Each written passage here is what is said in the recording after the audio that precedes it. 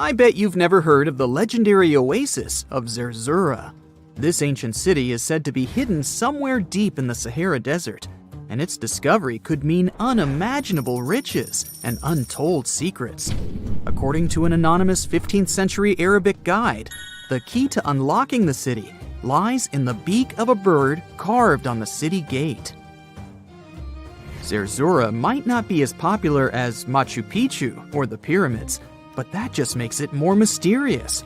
Legend has it that Zerzura is built around this big oasis somewhere in the desert west of the Nile. Apparently, it's made out of white stone and has all these luxurious houses and gold decorations. The story goes that a scribe wrote down the account of a traveler who stumbled upon Zerzura while looking for his lost camel. At one point in his journey, the man got caught up in a sandstorm, where he got separated from the rest of his group. The traveler kept wandering in the desert for days, and then, out of nowhere, two men showed up and guided him to the city of Zerzura. The traveler described this city as an oasis filled with little birds and made out of pure white stonework. The city is also said to be guarded by giants. In 1835, an English Egyptologist named John Gardner Wilkinson mentioned the city in one of his books. He spoke to a man from Egypt who found the city by accident after days of wandering through the desert. He mentioned some ruins, unusual stonework, and a large oasis surrounded by palm trees. The man even gave some instructions on how the city could be found, indicating that it might be in the western desert of Egypt. But here's the kicker. Even though a group of explorers went out to find Zerzura, they didn't succeed. At the same time, they did stumble upon a bunch of previously unknown oases. In the early 1900s, numerous expeditions were sent to find the city, including one with a fleet of Ford Model A trucks. But, alas, none were successful. Others say Zerzura did exist at one point, but not anymore. It's possible it was swallowed by the desert. It's believed that back in the day, the Sahara Desert was actually green. Scientists even found traces of ancient rivers that flowed through the area 100,000 years ago, creating green corridors across the desert. But Zerzura might have never been real to begin with. Maybe it only existed in the minds of people, a figment of their imagination as they were struggling in the African desert. For thousands of years, people have been obsessed with the hunt for another lost city, Atlantis. But if this place really existed, where on Earth, or under the sea, could it be? According to Plato, Atlantis was an actual place, and it was supposedly located somewhere in the Atlantic Ocean, near the Strait of Gibraltar. But how did this mythical city become synonymous with a perfect, paradise-like society? Well, you can thank Ignatius Donnelly for that. The American writer published a book in 1882 where he outlined 13 hypotheses about the existence of Atlantis. Donnelly truly believed that this lost city was where ancient humans lived in peace and joy for centuries. Donnelly even thought that Atlantis was the original source of many ancient civilizations around the world. And if we just followed Plato's clues, we could totally find Atlantis. Sounds like a treasure hunt, right? What inspired Donnelly to go on this quest in the first place, you might ask? Apparently, an amateur archaeologist discovered the city of Troy, using Homer's The Iliad as a guide. Well, if Troy was real, then why not Atlantis? Back in the day, some people believed that America was the legendary Atlantis. Columbus really stirred up some excitement when he brought back news about the New World to Europe. But the real hunt for Atlantis didn't really start until the 20th and 21st centuries. Some people tried to connect the dots between a volcanic eruption on the island of Santorini and the destruction of Minoan settlements. But in 2018, a team of investigators claimed they had nailed it, announcing they had discovered concrete proof that Atlantis had existed. What was their evidence, you ask? A series of mysterious circles in a national park in Spain. But the circles turned out to be nothing more than experimental ponds for studying zooplankton. Let's face it, there's no real evidence that Plato's lost city of Atlantis actually existed. But it doesn't make searching for it any less exciting, does it? The Fountain of Youth isn't a lost city per se, but it is another mythical location that many have claimed to have stumbled upon over the years. Long ago, people were obsessed with the idea of living forever, or at least extending their lives as much as possible. Each culture had its own wild story, like the Greeks talking about a magic fountain that let people live longer, or Alexander the Great finding a river of paradise that could heal the wounded. Japanese legends spoke of hot springs that could make you young again, while the Caribbean locals talked about the restorative powers of the water in one of their own mystical lands. Explorers searched far and wide for these magical waters, but nothing. Probably the most famous of all was the story of the Spanish explorer Juan Ponce de Leon, who thought he'd found it in Florida. Now, Ponce de Leon was quite a character. He sailed with Columbus and became an important figure in the area now known as the Dominican Republic. He found gold in Puerto Rico and even became the island's administrator. But when the ruler of Spain decided to replace him in his duties, he got upset and decided to explore Florida, looking for gold and the elusive Fountain of Youth. He explored the Bahamas, but sadly, he didn't find any gold or magic water. He did, however, make his way to Florida. He explored the coast and even discovered the Gulf Stream. Unfortunately, his last expedition didn't go well, and he was wounded. But the legend of him searching for the Fountain of Youth lived on. Even though historians don't think he was really looking for the Fountain of Youth, thousands of people visit the Fountain of Youth Archaeological Park every year to try the sulfur-smelling water. It's the oldest attraction in Florida, which has been around since the 17th century. Some say the water has unusual properties, but I'll leave that up to you to decide after you visit this place. Norse mythology has its own mysterious land called Thule. It's said to be somewhere between Scandinavia and Iceland, where the sun barely shines and the cold bites hard. The folks there survive on a diet of millet, herbs, fruits, and roots, washed down with a grain and honey brew. As for its exact location, scholars can't seem to agree on it to this day. The legendary ancient Greek explorer Pytheas was said to be the first to stumble upon Thule during his quest for tin mines. He sailed his way up north, passing by Scotland, and after 6 long days of sailing, he reached Thule. The people there, according to Pytheas, were quite primitive, but that's no surprise since they were just simple farmers living off the land. They showed Pytheas where the sun set on the shortest day of the year. They also told him that in winter, the sun never rose at all, and in summer, there was no night. For many years, historians have been debating the true identity of this mythical land of Thule. Some say it's Iceland, while others claim it's Norway. A little bit of progress has been made recently with the help of a team of researchers. If their findings are correct, Thule might be the elusive island of Smola. That's farther south than any of the Norwegian islands that were on the list of contenders. It may be too soon to celebrate, but it does look like Thule has finally been found. Archaeologists have been studying Petra in Jordan for 200 years, and in 2024, they found something they had never seen before. It's a tomb with at least 12 complete human skeletons and artifacts that are over 2,000 years old right in front of the treasury. Bronze, iron, and ceramic items were placed with the deceased, which shows how people honored their loved ones when they passed away. It's a rare chance for scientists to learn more about the Nabateans, an ancient group of Arabian nomads who built Petra.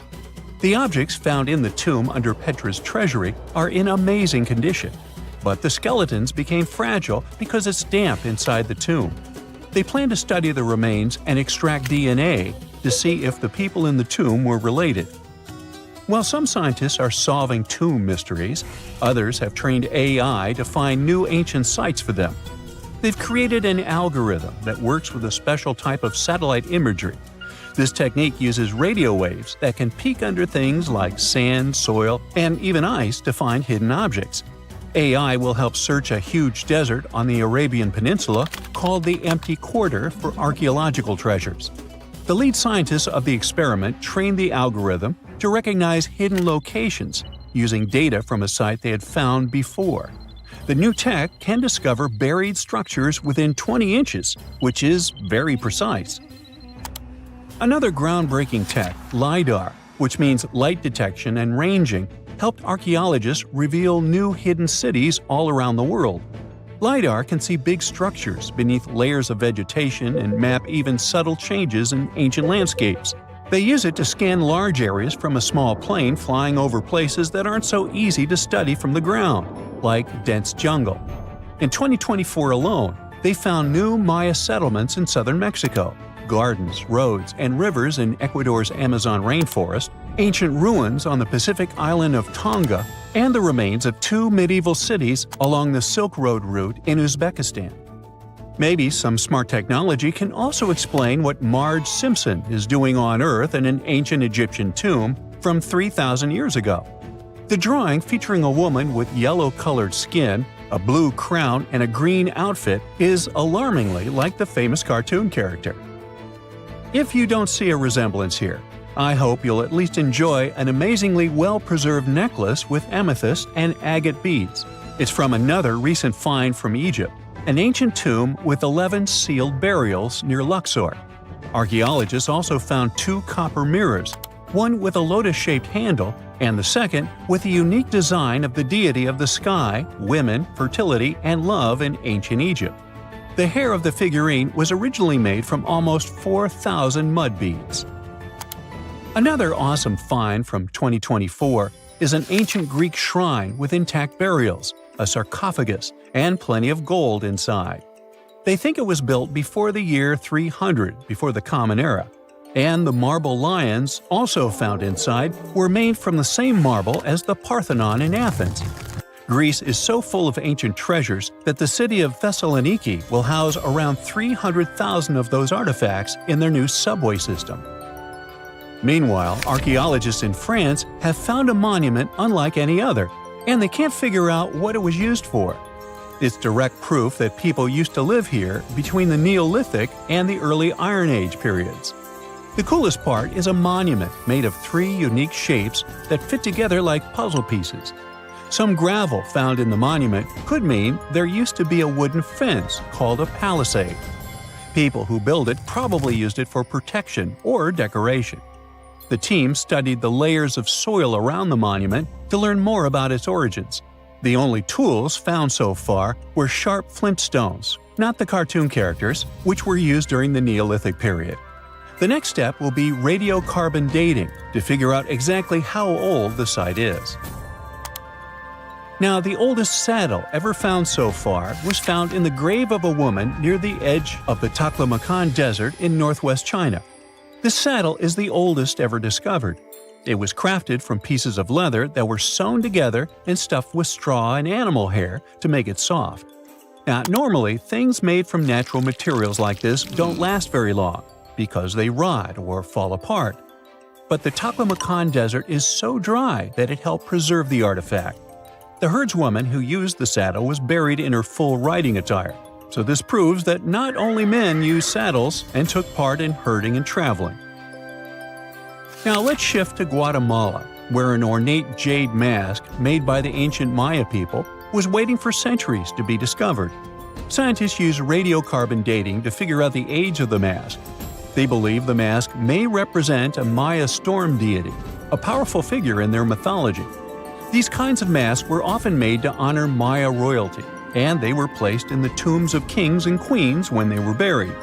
The king's tomb was also decorated with carvings made using tools crafted from volcanic obsidian.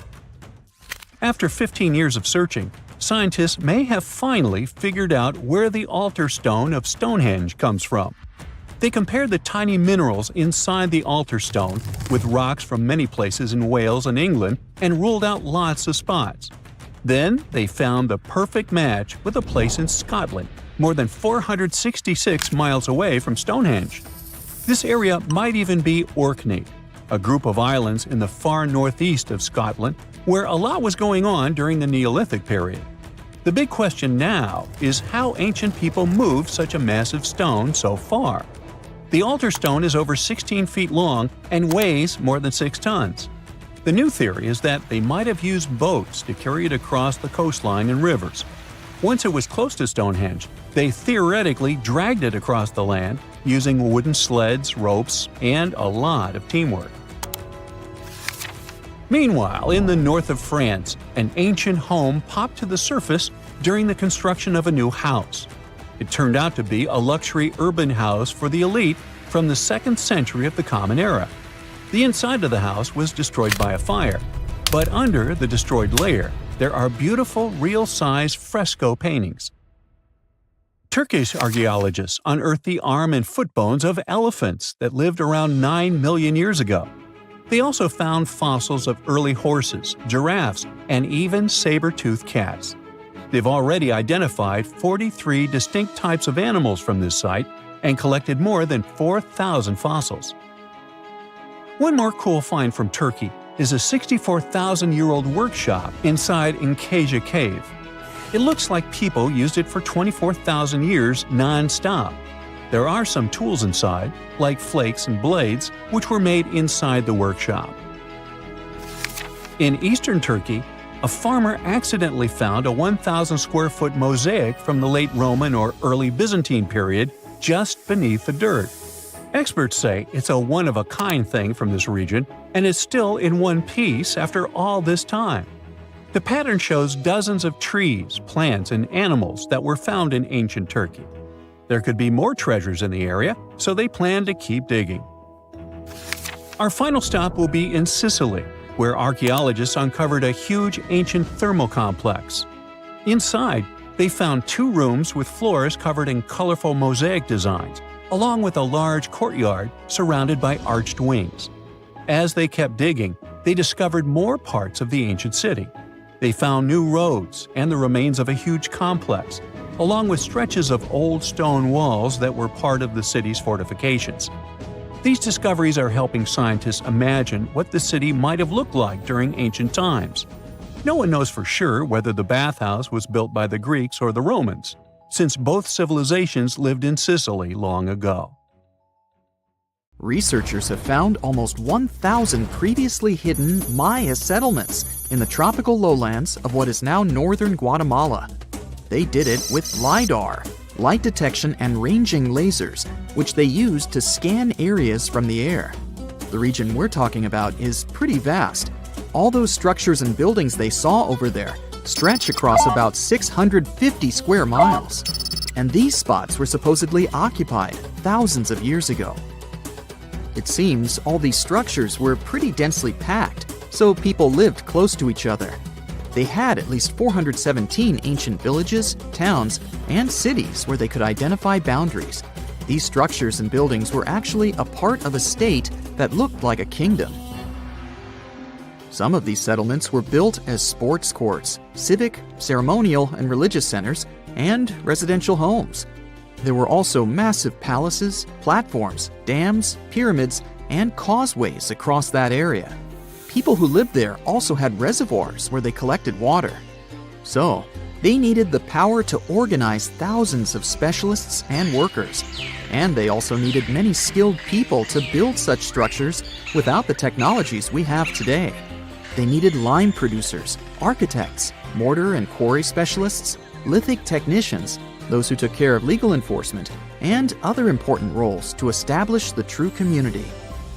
This cool laser scanning system researchers used while exploring this area can even penetrate very dense ecosystems and vegetation. The light bounces off different surfaces and then creates a digitally reconstructed map. This map is based on how much time it takes for the pulses to get back to a receiver. So, with this laser system, they discovered there were also lowlands for agriculture. So why exactly did the Maya settle in this region? It was a specific area. Plus, it was hard to build such an amazing kingdom in a tropical rainforest climate. Back in the old times, ancient peoples had mostly inhabited areas in drier climates. Over there, they would build water resources, which were some sort of the basis of society and a source of life.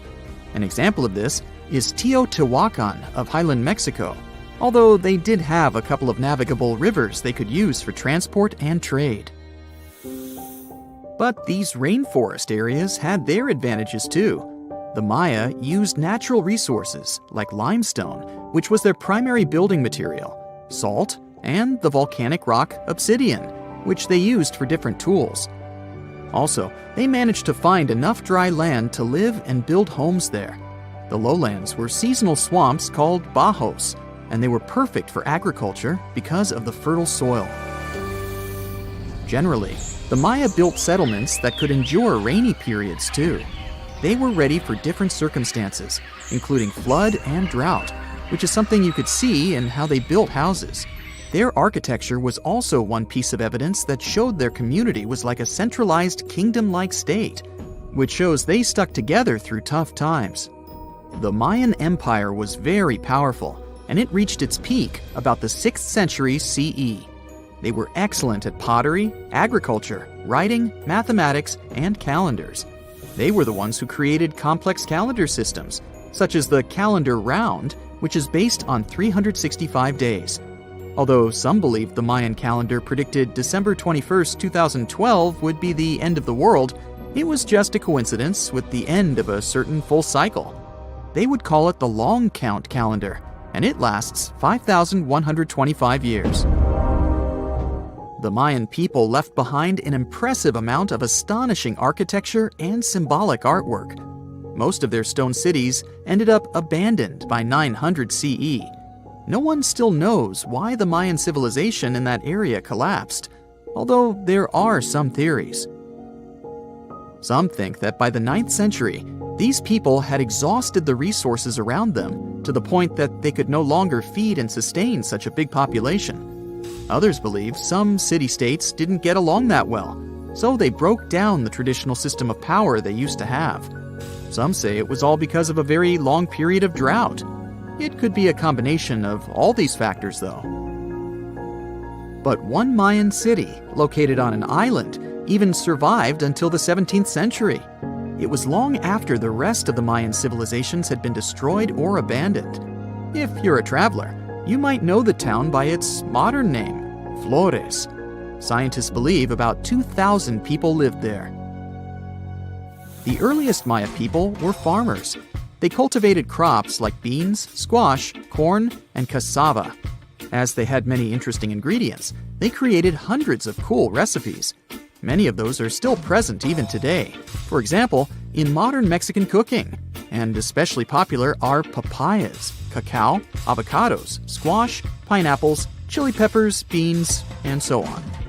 Even though the Maya mostly practiced a kind of primitive type of slash-and-burn agriculture, there is also evidence of them using some more advanced farming methods, like terracing and irrigation. And they were big chocolate lovers. More than 3,500 years ago, the Olmecs of Mesoamerica probably turned out to be the first to realize that it takes some work for us to get such a cool thing as chocolate. But the Maya were the ones who turned it into a true form of art. Scientists found out about it when they found cacao in Mayan pottery. Their chocolate would be mixed with honey, water, cornmeal, and chili peppers.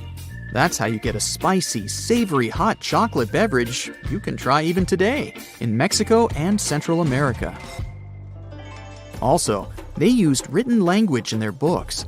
Their paper was made from fig tree bark, and using strips of that paper, they created a large library of books. Books made of this material are called codices, and 4 of these can still be found today. Sadly, many books were lost over time because of the humid climate or some human factors.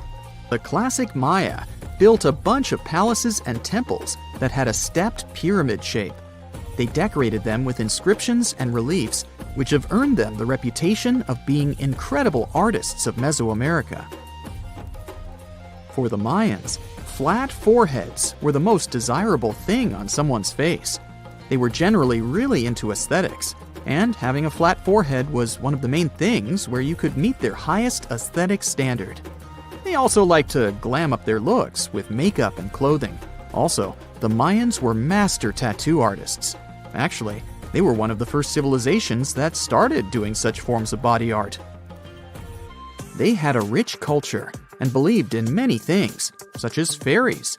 Many civilizations across the globe believed in these mythical creatures, which had different names everywhere. The Mayans called those creatures aluxes. They would make sculptures of aluxes from wood or clay, take them to the forest, and hide in some secret spots. The Maya believed these sculptures would come to life during the night and take the role of guardians of their land, animals, and crops. The Maya believed caves were entrances that led to the underworld. You can even visit some of these caves if you like. For example, you can explore the jungles of Quintana Roo and Yucatan near Cancun. There are many spots where researchers found artifacts the Mayans had left behind.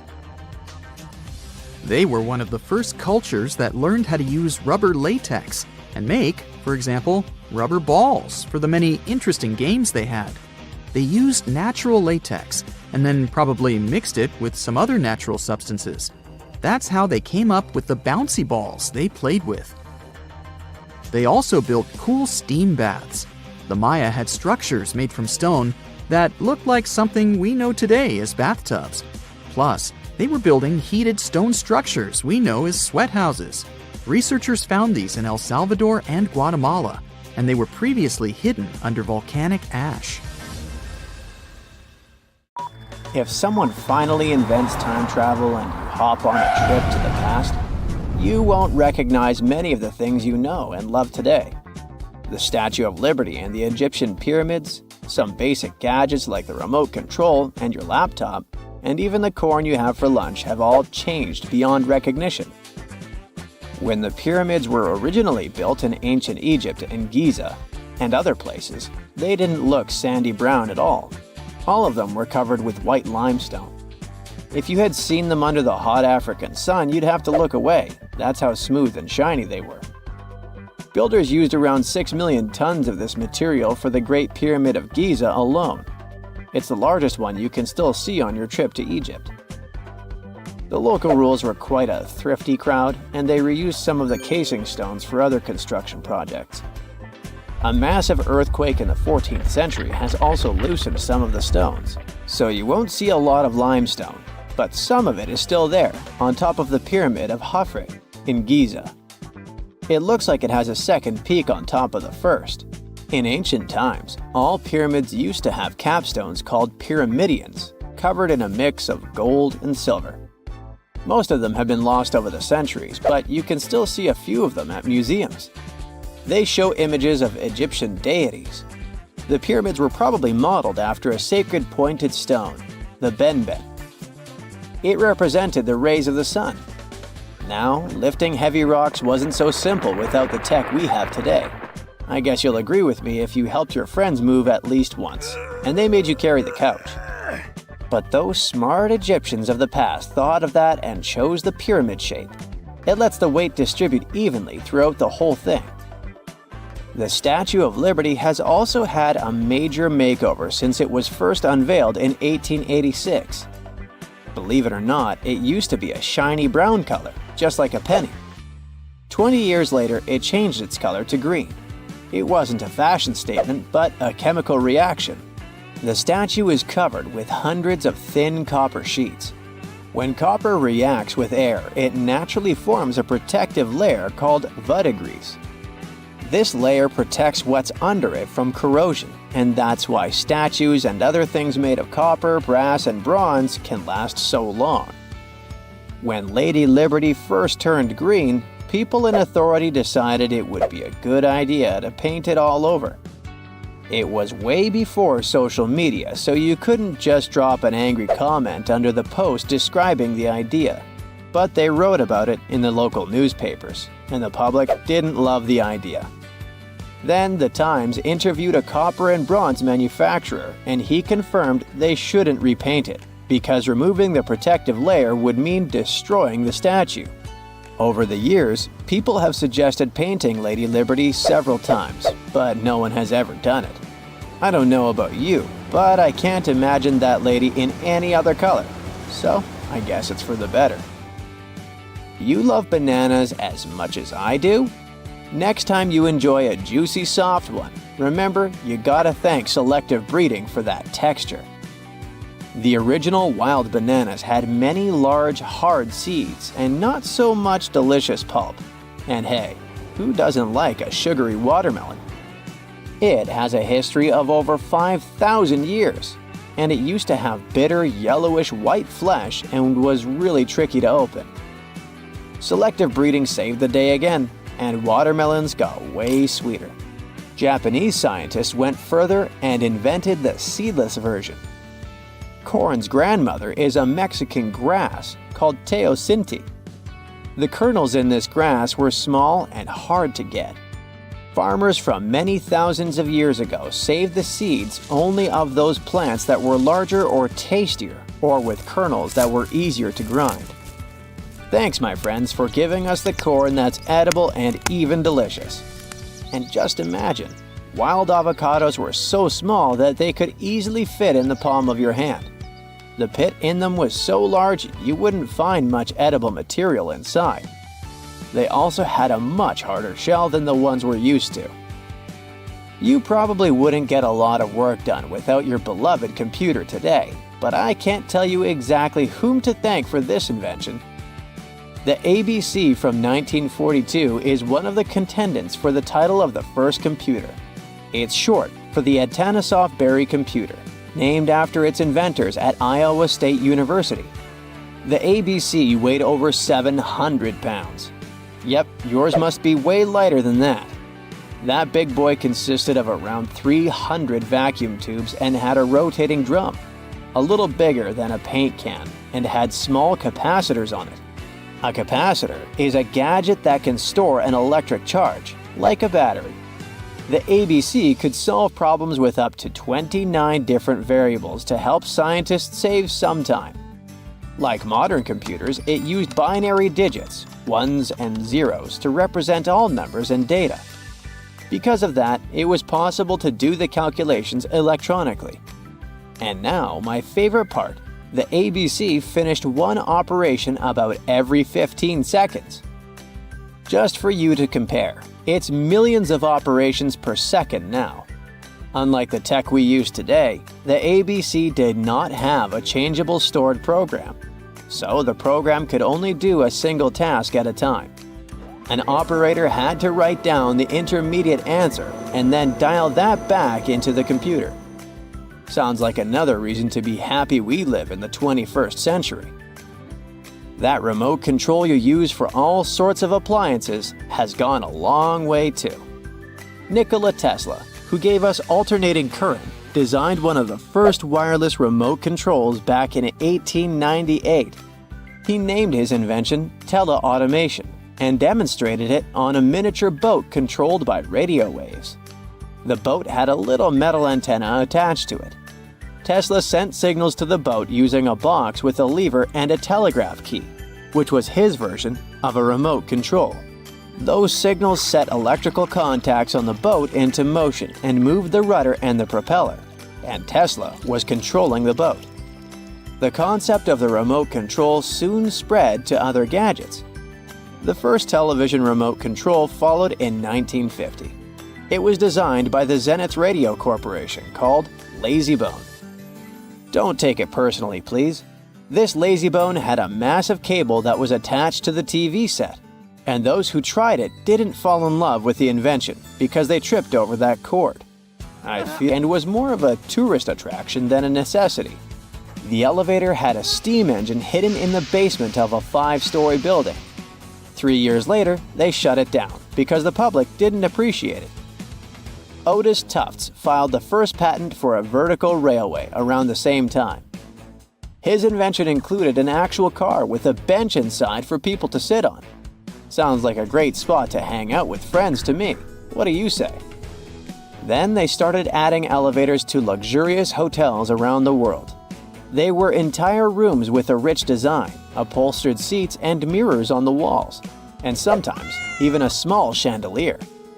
There was an obligatory operator who'd close the door and the car would start its super slow ascent. It was still more about style than about speed, so I guess I'd choose the stairs. Can you tell me what date it is today? Piece of cake. You just look at your smartphone and voila, you immediately know the day, month, and year. But was it always this easy to tell the date? Did the ancient people even have the concept of a year that lasts 365 days? Yes and no. Mayan calendars had cycles. That's close to what we call a year. But the Mayan cycle was much longer, 819 days. And this is where the mystery begins. 819 days compared to what? When does this calendar begin, and when does it end? Scientists were asking themselves this question for decades. They discovered and deciphered the Mayan calendar during the 1940s. Recently, two American scientists, John Linden and Victoria Bricker, came forward with a solution. So, what did they do differently from their predecessors? The duo deciphered the code by broadening their thinking. They expanded the calendar from 819 days to full 45 years. That's 20 times longer than the original cycle. And a pattern started to emerge. This was a major breakthrough because the Maya told time in a complicated way. You can forget about the easy-to-read Arabic numerals we have today. These ancient people used glyphs. These are tiny images that represent characters, something like the icons on your desktop or universal symbols. When you see a little dot with 3 curved lines above it, you know there is a Wi-Fi network available. The Mayan calendar used glyphs that represented animals or natural phenomena. For example, there were symbols for a jaguar and an eagle. Each glyph marked one day. Each cycle is repeated 4 times, 8 and 19 x 4. Let's call these 4 cycles blocks. The Mayas colored each block differently. Scientists thought these colors corresponded to the 4 cardinal directions. Red was east, white, north. West was black, and finally, yellow marked south. But then the 1980s came. Yeah, this was a weird decade. The calculations were all wrong. Researchers determined that the colors were associated with the position of the sun in the sky. It turned out that the color yellow represented the highest point of the sun, which is called a zenith. White was the lowest point, called the nadir. It seems that the calendar showed just how good the ancient Mayas were at astronomy. This is most evident at Chichen Itza. This principal Mayan city is located on the Yucatan Peninsula, Mexico. There stands an impressive step pyramid. It is dedicated to the feathered serpent deity, and its alignment is perfect. Something marvelous happens here twice a year, during the equinoxes, March and September. These are the times when the sun shines directly over the equator. On these 2 dates, the day and night last the same. At the site of the pyramid, sunlight first illuminates the sculpture of the serpent head at the base of the structure. Then it makes its way up the 91 steps. This creates the illusion that a snake is slithering down the pyramid. Even today, people gather to witness the sight. And it must have been more impressive when the Mayas completed the structure 1050-1300 CE. Do you know what a synodic period is? Neither do I. But Mayan astronomers did. A synodic period is the time that passes before a stellar body does a full lap. For example, this is the period between 2 full moons. When you look from Earth, this period lasts roughly 30 days. And the Mayas were looking at the skies non-stop. They carefully noted the synodic periods of all planets. From Venus to Saturn, these ancient astronomers kept records of nearly all celestial bodies. But what does this have to do with their calendar? The American researchers' calculations revealed the link. Let's take the planet closest to the sun as an example, Mercury. Its synodic period is 117 days. Multiply that by 7 and you get which number? Exactly 8 to 19, 117 x 7 equals sign 819? Coincidence? Definitely not. Because synodic periods of other planets also neatly match the magical figure 819. But this is not visible from a single Mayan cycle. Scientists had to expand it several times to discover the pattern. There is a reason why no one could decipher the code for so long. They were focused on a single planet. The trick was to add the Mayan calculation for all the planets. Researchers just needed to see the bigger picture. This brings us to the year 2012. Can you remember that some people thought that the world would end on December 21st? That turned out to be a bust. We are alive and well now. But what started this false rumor? The Mayan calendar, of course. You see, these ancient people based their calendar on long periods of all the planets. That included a lot of complicated math and a lot of multiplying. This 2012 was simply the time when their cycle ended. It is known as the long count. This period is the same as our year. For the Mayas, 2012 was something like the 31st of December for us, just an end of a cycle in which they measured time, so there was no need to panic. Those New Year's Eve parties might be a bit wild, but the world doesn't end on January 1st. The Mayas stretched more than their calendar. Rubber was the name of the game. Yes, you've heard it correctly. These ancient people were making different grades of rubber 3,000 years before one famous American did, Charles Goodyear. They would extract natural latex from the rubber tree. This is a milky substance that can be turned into rubber. And they weren't the only ones. Scientists found evidence that their neighbors, the Aztecs and the Olmecs, did the same. But what did they do with rubber? They didn't need car tires, definitely. But it's cool to have a nice pair of sandals for the beach. The Spanish wrote about rubber sole footwear that natives wore. Sadly, scientists still haven't found them. That would be a big step for archaeology. So the Maya were playful with rubber, literally. Researchers guessed that they produced balls from latex. These were bouncy and ranged in size from a softball to a soccer ball. A typical Mayan ball game, pits, involved 2 hoops. You must be thinking basketball, but not quite. The hoops were set on walls, 23 feet high. Compare that to the NBA standard of 10 feet. And the hoop was the other way around. There is also a sweet side to the story of the Mayas. These ancient people enjoyed chocolate. In fact, the modern word chocolate probably comes from their language, xocolotl. This meant bitter water. Okay, you get the bitter part, but why water? The Mayas didn't produce chocolate in the form we know it today. They didn't make bars of chocolate. They drank it. Smashed cocoa beans made for excellent drinks.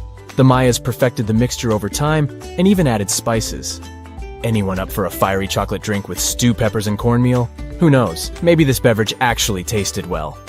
Cocoa beans were sacred and used as a currency. Researchers believe all social classes got to enjoy it. Free chocolate for all sounds nice even today. But where did the Mayas get clean water for their cocoa drinks? From the oldest known filtration system in the Western Hemisphere. It was based on zeolite.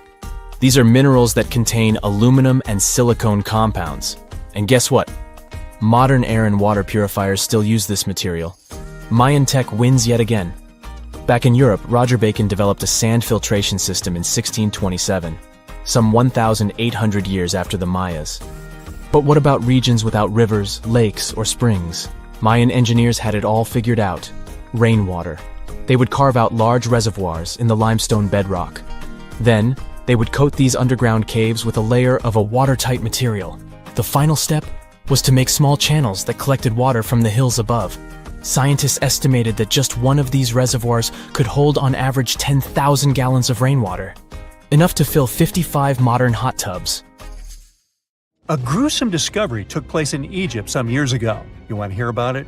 16 human hands, carefully buried in 4 eerie pits. They didn't look too much like human hands at first, since they were abnormally large, but they were. Weirdly, there were only right hands. No left hands were in sight. It turned out that it points to the practice of an ancient dark ritual. Old Egyptian art and tales talked of a ceremony where warriors would present the right hand of their adversaries as proof of victory and ask for gold in return. Egyptians believed in the afterlife, so cutting off someone's hand meant you cut off their power eternally. Guaranteeing this type of defeat was interesting to the winning party. Here, the fight was between Egyptians versus Hyksos, who lived in what was once known as Canaan. Egypt has always been the center of some history-changing findings, and some time ago, this papyrus was found. If we stretched it open, it would be just a tad bigger than the height of a skyscraper. The world's tiniest skyscraper, which is located in Wichita Falls, Texas. When humans didn't write on their notes app, they wrote on this thing, made from the medulla of a papyrus plant. Around 2,000 years ago, ancient Egyptians wrote something reminiscent of a book where they describe most of their funerary traditions and their visions of the afterlife. It's considered one of the most important texts from ancient Egypt and is still sold in bookstores to this day. This ancient manuscript was unearthed from a chamber located just south of the Pyramid of Djoser, located in Saqqara. Oh yes, Djoser is the oldest pyramid in Egypt and not the Giza pyramids like most people think. So recently, the site of Saqqara buzzed with excited archaeologists who probably found one of Egypt's oldest complete mummies. They believe that this beautiful and well-preserved mummy was that of a wealthy man. He was discovered in a deep shaft, covered in layers of gold leaves.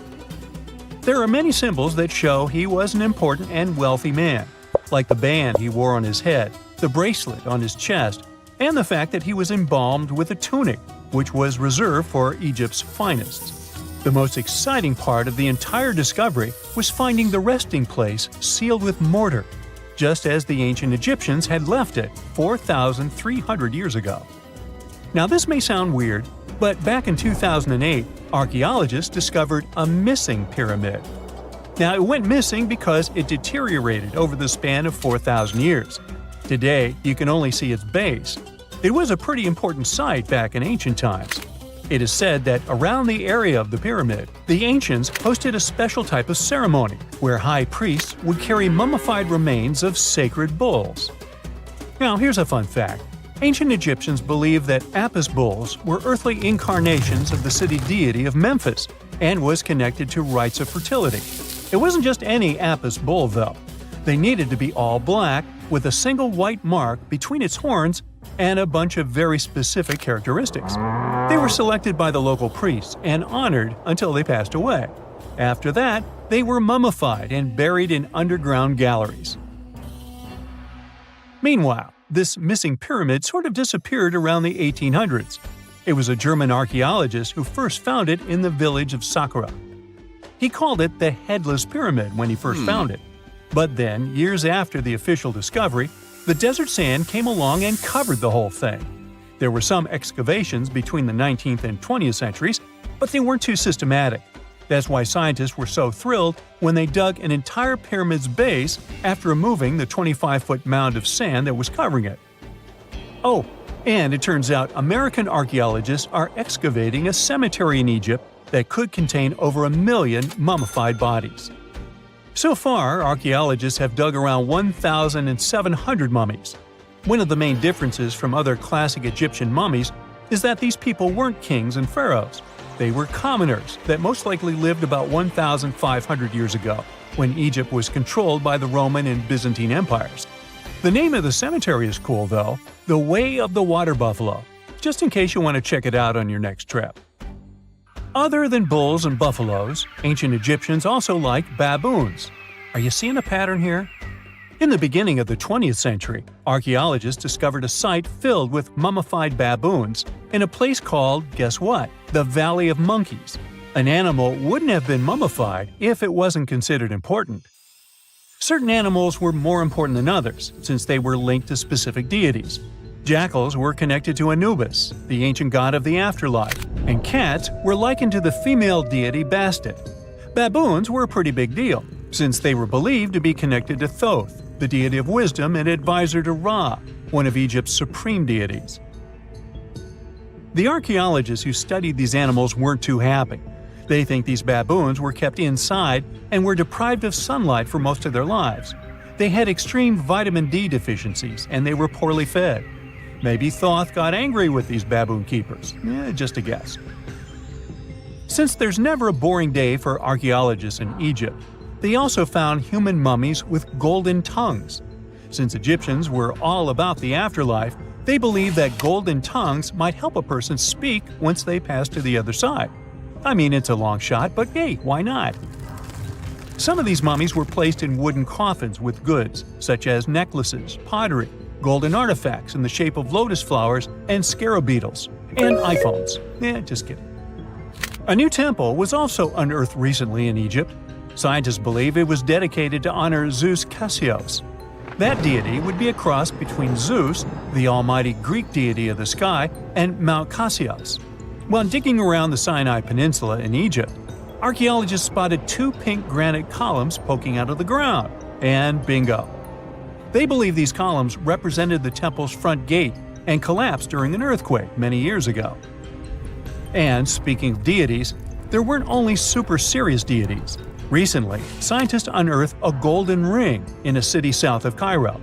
No, Frodo, it's not magical. It was a normal gold ring, but it had the depiction of the deity of fun, officially named Bes.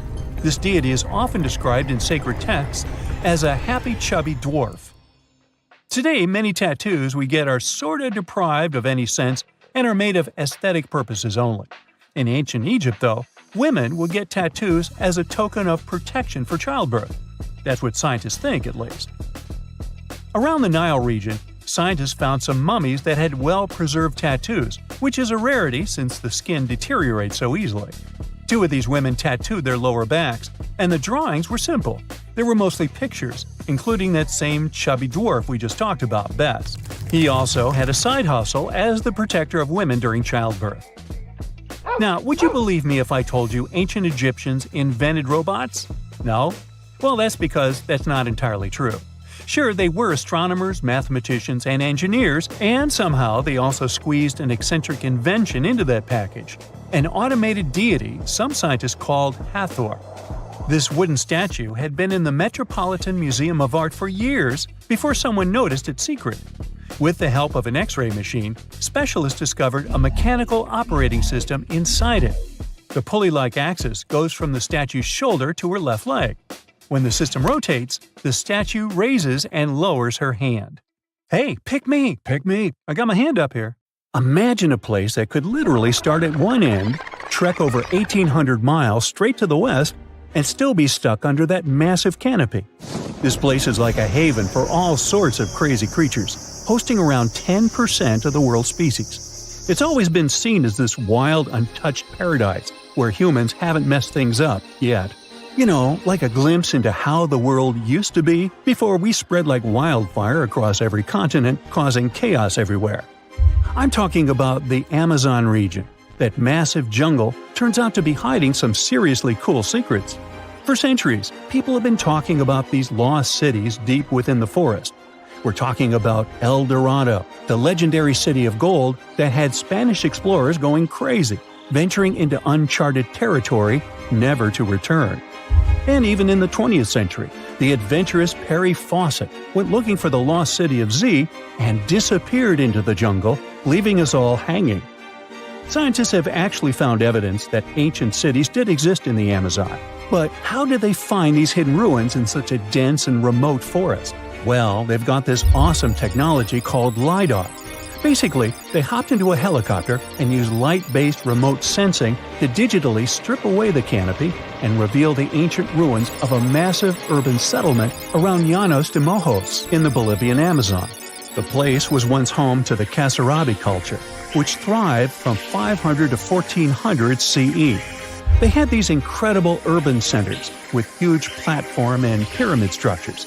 They even had raised causeways connecting different suburban-like settlements spread across miles and miles of land. These guys were seriously ahead of their time, and they had an epic water control and distribution system with reservoirs and canals. So yeah, the Amazon rainforest wasn't just some untouched wilderness. It was actually heavily populated and even urbanized for centuries before recorded history of the region began. But the thing is, a bunch of people turned a blind eye to the fact that there were actually some pretty cool architectural sites lurking around here that totally deserve some exploring. Scientists predict that in the next 10 to 20 years, we're going to uncover a ton of these cities, and some might even be bigger than the ones we're talking about here. Michael Heckenberger, an anthropologist with the University of Florida, points out that we've seen some similar settlement features, like moats and causeways, in other parts of the ancient Amazon. This new research reveals something totally mind-blowing. Past examples of urbanism in the Amazon were more like groups of villages connected together, not quite what we'd call urban. You see, they were missing those fancy larger centers with their grand architecture and stuff. But guess what? Llanos de Mojos has got them. This place is the real deal when it comes to a fully urbanized Amazonian landscape. So, in the Llanos de Mojos region, a bunch of ancient settlements have been found. These were home to the Kasarabi people, who were all about hunting, fishing, and farming maize. We're talking about hundreds of sites spread across 1,700 square miles. But these sites were so remote and hidden in the tropical forest that it was like trying to find a proverbial needle in a haystack. A team of archaeologists weren't going to let that stop them, though. They decided to take to the skies and use some fancy LiDAR mapping technology. Just imagine an aircraft flying over the area, shooting out a bunch of infrared beams. These beams hit the ground and bounce back, giving us the distance to different objects. It's like creating a super detailed map from above. Using computer software, these genius scientists were able to strip away the trees from the images, revealing the Earth's surface and all the ancient archaeological goodies hidden beneath. And boy, did they strike gold. They found a whopping 26 unique sites, including 11 that nobody even knew existed before. So what about these 26 super cool sites? Among them, we've got Landavar and Kotoka, which are like these huge urban centers. And get this, we already knew they existed, but the new maps revealed they cover 1.5 and 1/2 square miles respectively. These centers are surrounded by moat and rampart fortifications, like something out of a medieval castle. And they've got all sorts of crazy stuff inside. We're talking artificial terraces, massive earthen platform buildings, and pyramids that reach over 70 feet tall. All these epic buildings are actually facing the north-northwest. It's like they were trying to align themselves with the cosmos or something. This kind of cosmic worldview can be found in other ancient sites in the Amazon too. Now, let's take a bird's eye view and strip away all those pesky trees. We can see these two centers in all their glory, and they're actually connected to a whole network of settlements through a bunch of causeways. Picture it like spokes on a wheel, stretching out for miles. Canals also stretch out from these main centers and connect to rivers and Laguna San Jose. It's like they had their own water delivery system going on. These ancient guys totally reshaped the whole landscape with their crazy cosmology. The only bummer is that their impressive architecture was made from mud brick. While it looked amazing back then, it just wasn't as durable as the limestone used by the Maya. What happened to the Kasarabi and their settlements is still a big mystery. But based on dating at the sites, it looked like they disappeared around 1400 CE, way before Europeans arrived in the Amazon. One theory is that a massive drought hit the region and messed everything up. The researchers found these massive water reservoirs at various sites, which is pretty interesting, considering how rainy the Amazon is known to be.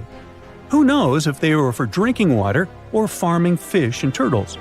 But hey, severe droughts have happened in the past, and it only takes a couple of bad harvests to make people pack up and move on.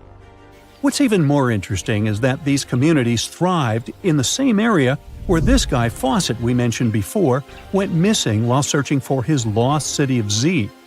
Maybe he was onto something after all. This is how it was. Fawcett stumbled upon this super cool document called Manuscript 512 at the National Library of Brazil. It's believed to have been written by a Portuguese explorer. Now, according to this document, back in 1753, a group of explorers discovered the remains of an ancient city.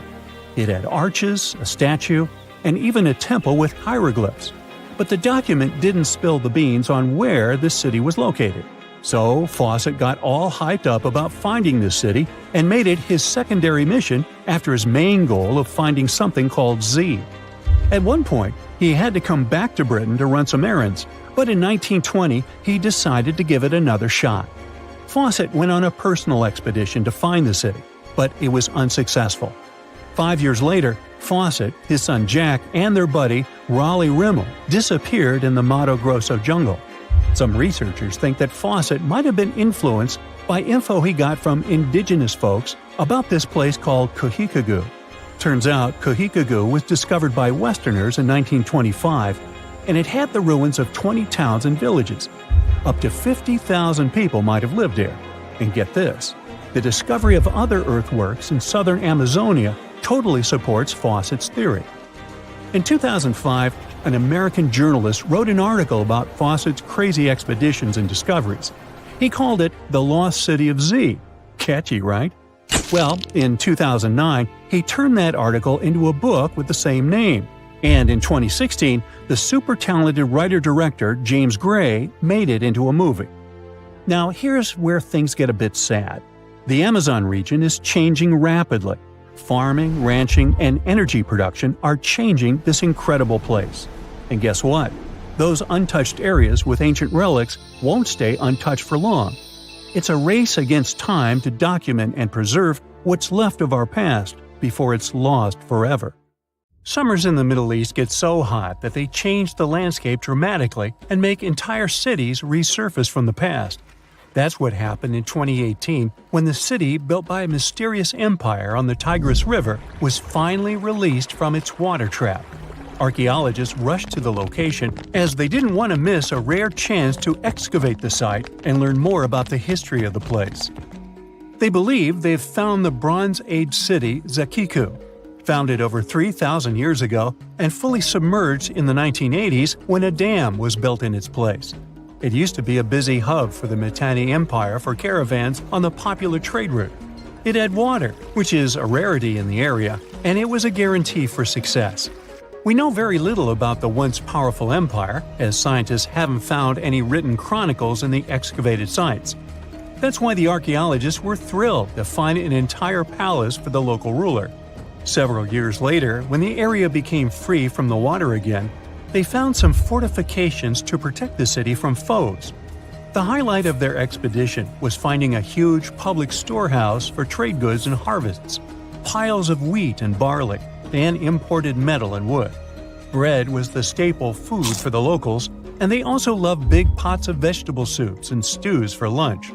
Each household kept sheep, goats, cows, and pigs, so they had a steady source of milk and meat for special occasions. All the constructions found so far were built from bricks molded from mud. The walls that were underwater for over 40 years are so well preserved as if they went down yesterday. The royal palace stands out as it's larger than the other constructions, has thicker walls, and even pavements made of baked mud bricks that were sealed to be waterproof. The local king must have been in good relations with the emperor of the larger empire, of which Akiku was dependent. Traders who lived in the city collected wooden beams and took them to storehouses.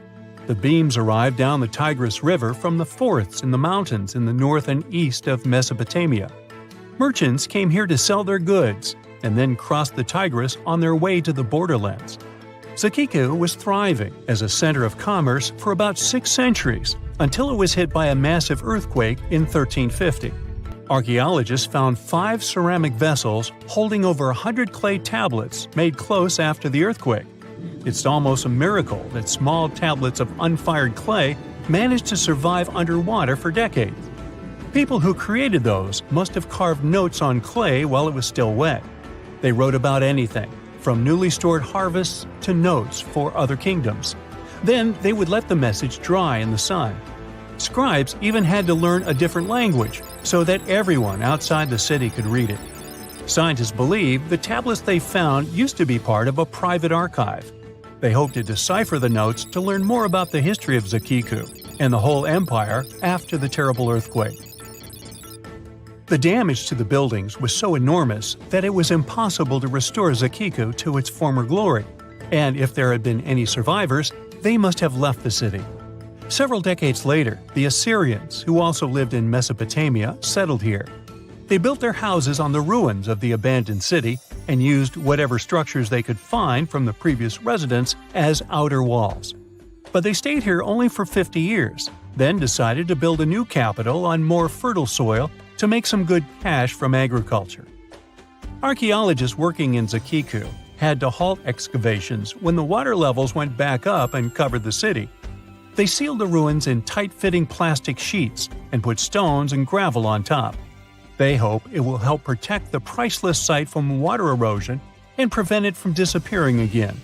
They realize how important water from the dam is for the region, but if it recedes again, they say they'll definitely continue the excavations. There was a bustling community in today's Taklamakan Desert in China around 1,600 years ago. It lived along the Naya River, which ran through the desert for miles and got its water from the melting snow in the mountains.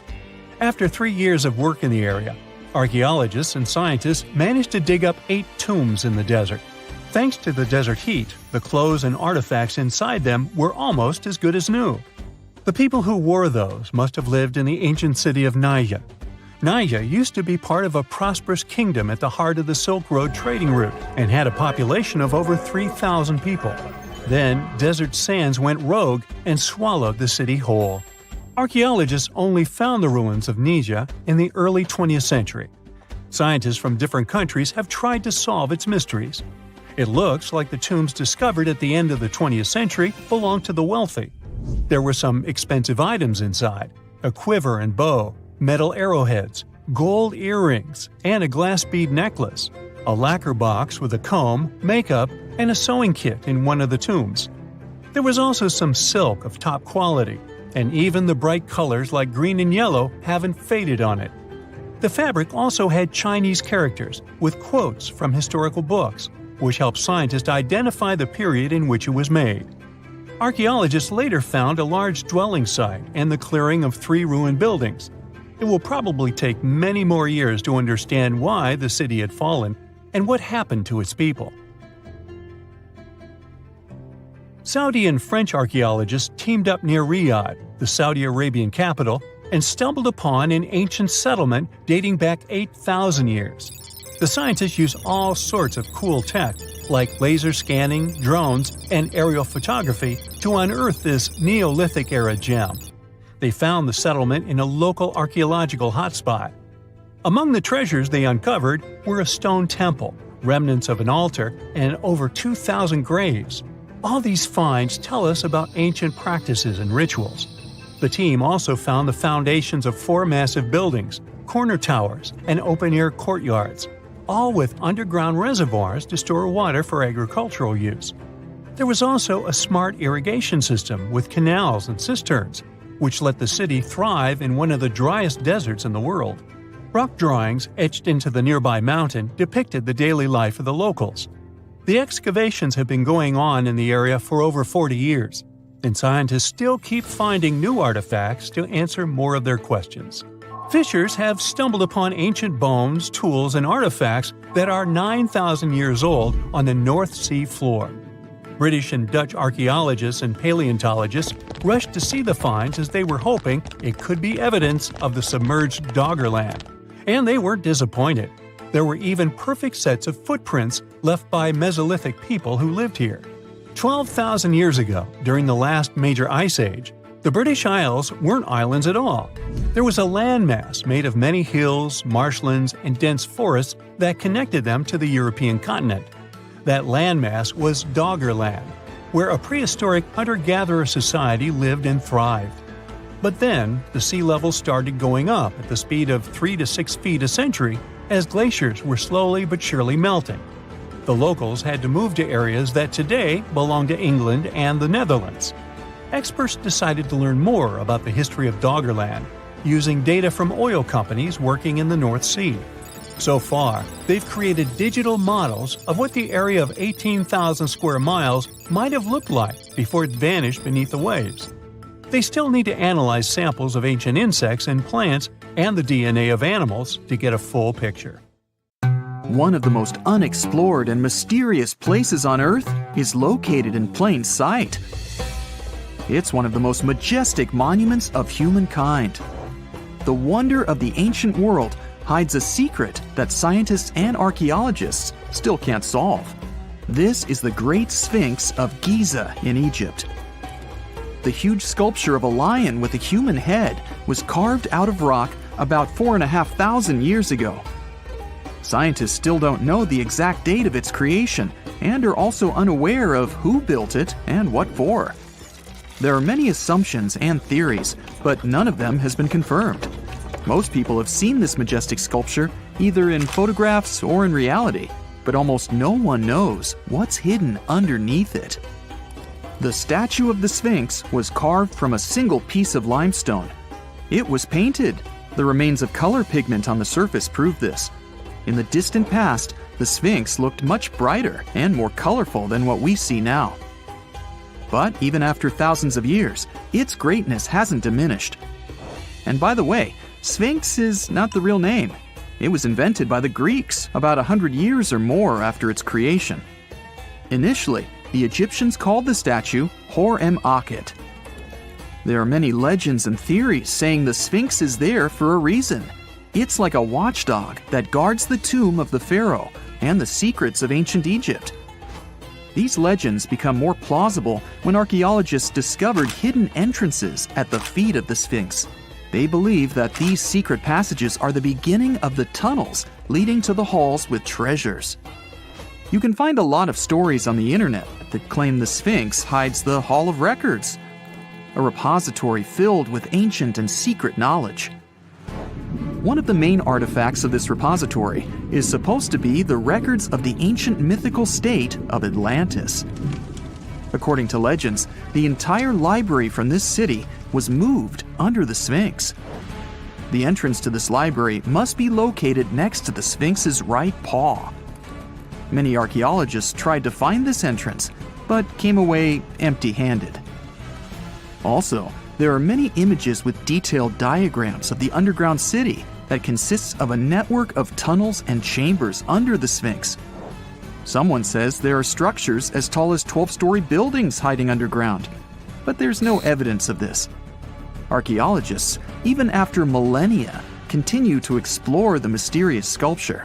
At the same time, many Egyptians don't want to learn more about the Sphinx.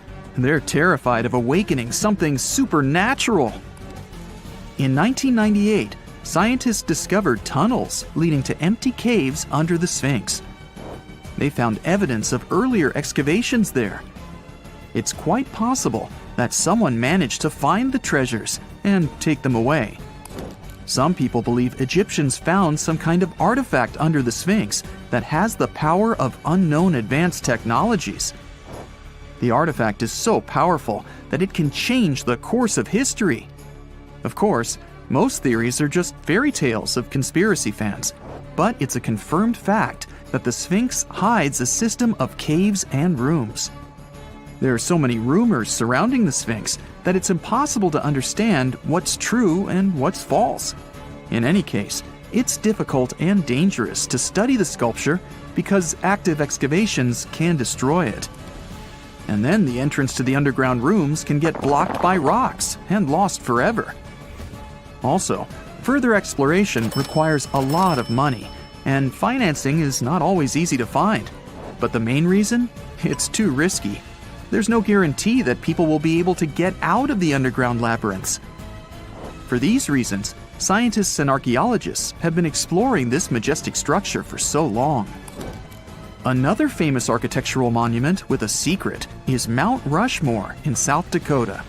Everyone admires the images of the U.S. presidents' faces carved into the rock, but few people know that there's a secret room hidden behind the head of Abraham Lincoln. The architect of Mount Rushmore wanted to carve slabs on the rock with the record of the main stages of the country's history. But his plan was too complicated to carry out. Then he was offered to implement it on a much smaller scale, to build a secret room inside the mountain. The idea was to save this knowledge so that future generations will always remember the history of their country. Unfortunately, the architect didn't have time to finish his work. The construction stopped for several decades. But in the late 90s, the project was resumed. Porcelain enamel panels depicting the history of the U.S. were placed in the room. It's possible that these plates will be stored there forever. But people can't see them, at least for now. The room is inaccessible to tourists, as it's too difficult to get inside. Another secret room is located in the Empire State Building. More precisely, it's not even a room, but a place where you can take cool photos. Almost all tourists gather on the observation deck of the 86th floor to enjoy a stunning view of Manhattan. But there's another deck with panoramic windows on the 102nd floor. There are way fewer people there because almost no one knows about that place. Fortunately, access to this deck is open to everyone. You probably won't have to wait in line for a long time to take a photo. You'll feel special because you're in such a secret place where there are almost no people. But the coolest place is even higher, on the 103rd floor. This is a spacious observation deck where celebrities get their photographs taken. It's not a public place, but if you know the right people, you can get there. There are almost no security measures on the site. Only a low ledge between you and an abyss. That's why crowds of people are forbidden from coming here. It's not so easy to get there, and you're unlikely to succeed without a guide. First, you need to choose the right elevator that will take you there. Then you'll go through several engineering rooms filled with pipes, electrical panels, and other technical stuff. The final part of your way is a set of stairs inside a tiny corridor. And here you are, at the top of New York. Now we're in Paris. See the Eiffel Tower? Inside it, there are restaurants and observation decks. But if you try hard, you can find a secret apartment. Now it's a museum, but it was built so that people could live in it. The architect of the tower, Gustav Eiffel, created this apartment in 1889 for himself. It's almost at the very top of the Eiffel Tower. Imagine what a beautiful view he observed every day. He was the first, and they even put wax figures of Gustav Eiffel, his daughter, and the American inventor Thomas Edison inside the room. This place is filled with an endless stream of passengers, office workers running late, visitors from other cities, noise, and train whistles. At Grand Central Station in New York, among all these sounds, you can hear the sound of a ball hitting a racket, if you're in the right place. A real tennis court is hidden inside New York Central Station. It belongs to a tennis club that arranges corporate games for employees of many companies. The club was opened in the 60s. Now we're moving to London, Charing Cross Road. It isn't easy to find one secret place here. To do this, you need to look carefully at your feet. Do you see these sewer grates in the asphalt? Inside them, you can notice two signs with the name Little Compton Street. Yeah, there's another street right below you. It disappeared from all maps at the end of the 19th century. Charing Cross Road was built over it. The identification signs that you see are part of old engineering tunnels. There's another interesting place in London. It's located in the southeast corner of Trafalgar Square. At first glance, it looks like a thick lamppost, but there are too many tourists walking around. You come closer and realize that one person can easily fit inside the post. The lamppost belongs not to an electrician, but to a police officer. Yeah, this is the smallest police station in the world. It was built in the 1930s and used as a watch post.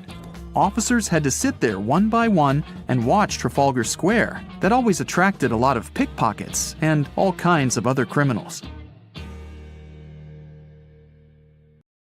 Imagine discovering an ancient city without leaving the comfort of your home. In 1963, a man in the Nevşehir province of Turkey did exactly that. He was renovating his house. He knocked down a wall in his basement and found a mysterious room. He continued digging and saw a tunnel. This is how Derinkuyu underground city was found. Derinkuyu is one of the deepest multi-level underground settlements of Cappadocia and in all of Turkey. This engineering masterpiece has 8 levels. The inhabitants living on those floors had access to cellars, storage areas, chapels, a school, a study room, and other structures. All floors are connected by an extensive network of tunnels. It's believed that the underground city was built as a shelter. You can't see the construction from the outside. Its depth is approximately 279 feet. The complex was large enough to shelter about 20,000 people, plus their livestock and food supplies. There's also a 180-foot ventilation shaft. People used it both for ventilation and as a well. The well supplied water both to the villagers living on the surface and to those hiding in the underground city. Interestingly, those living on the bottom levels were able to cut off the water supply for the upper and ground levels. This kept the water safe from potential poisoning. The place was designed for protection. The tunnels could be blocked from the inside with huge round rolling stone doors. The passageways were extremely narrow. Potential invaders had to enter the tunnels one at a time. Seems like they thought of everything in the 7th century BCE. Archaeologists believed the Phrygians were the ones who first built the levels. After them, the structure was used and enhanced in Roman times. This was when the chapels were added. The golden time of Derinkuyu, however, was during the Byzantine era. But how did these people manage to create such tunnels? Well, the rock they carved them into wasn't usual. It was soft volcanic rock. It appeared due to a geological process that began millions of years ago. Volcanic eruptions covered the area in thick ash. It then solidified into this soft rock.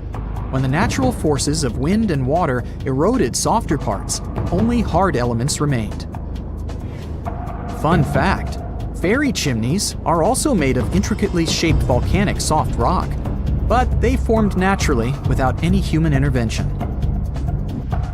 I'm still in Turkey, but this time, my destination is Çanakkale, where a myth came to life. For 3,000 years, people believed that Homer's Iliad was fiction and that Troy never existed. In 1863, everything changed. Expatriate Frank Calvert discovered ancient ruins in western Turkey. He was convinced they belonged to the ancient city of Troy. Heinrich Schliemann examined this area in 1868. That's when Troy saw sunlight again after all those centuries. Troy has complex layers. Over the years, 9 ancient cities were built on top of one another. Historians say that the area was strategically located between Europe and Asia, so it became a prosperous trade and cultural center.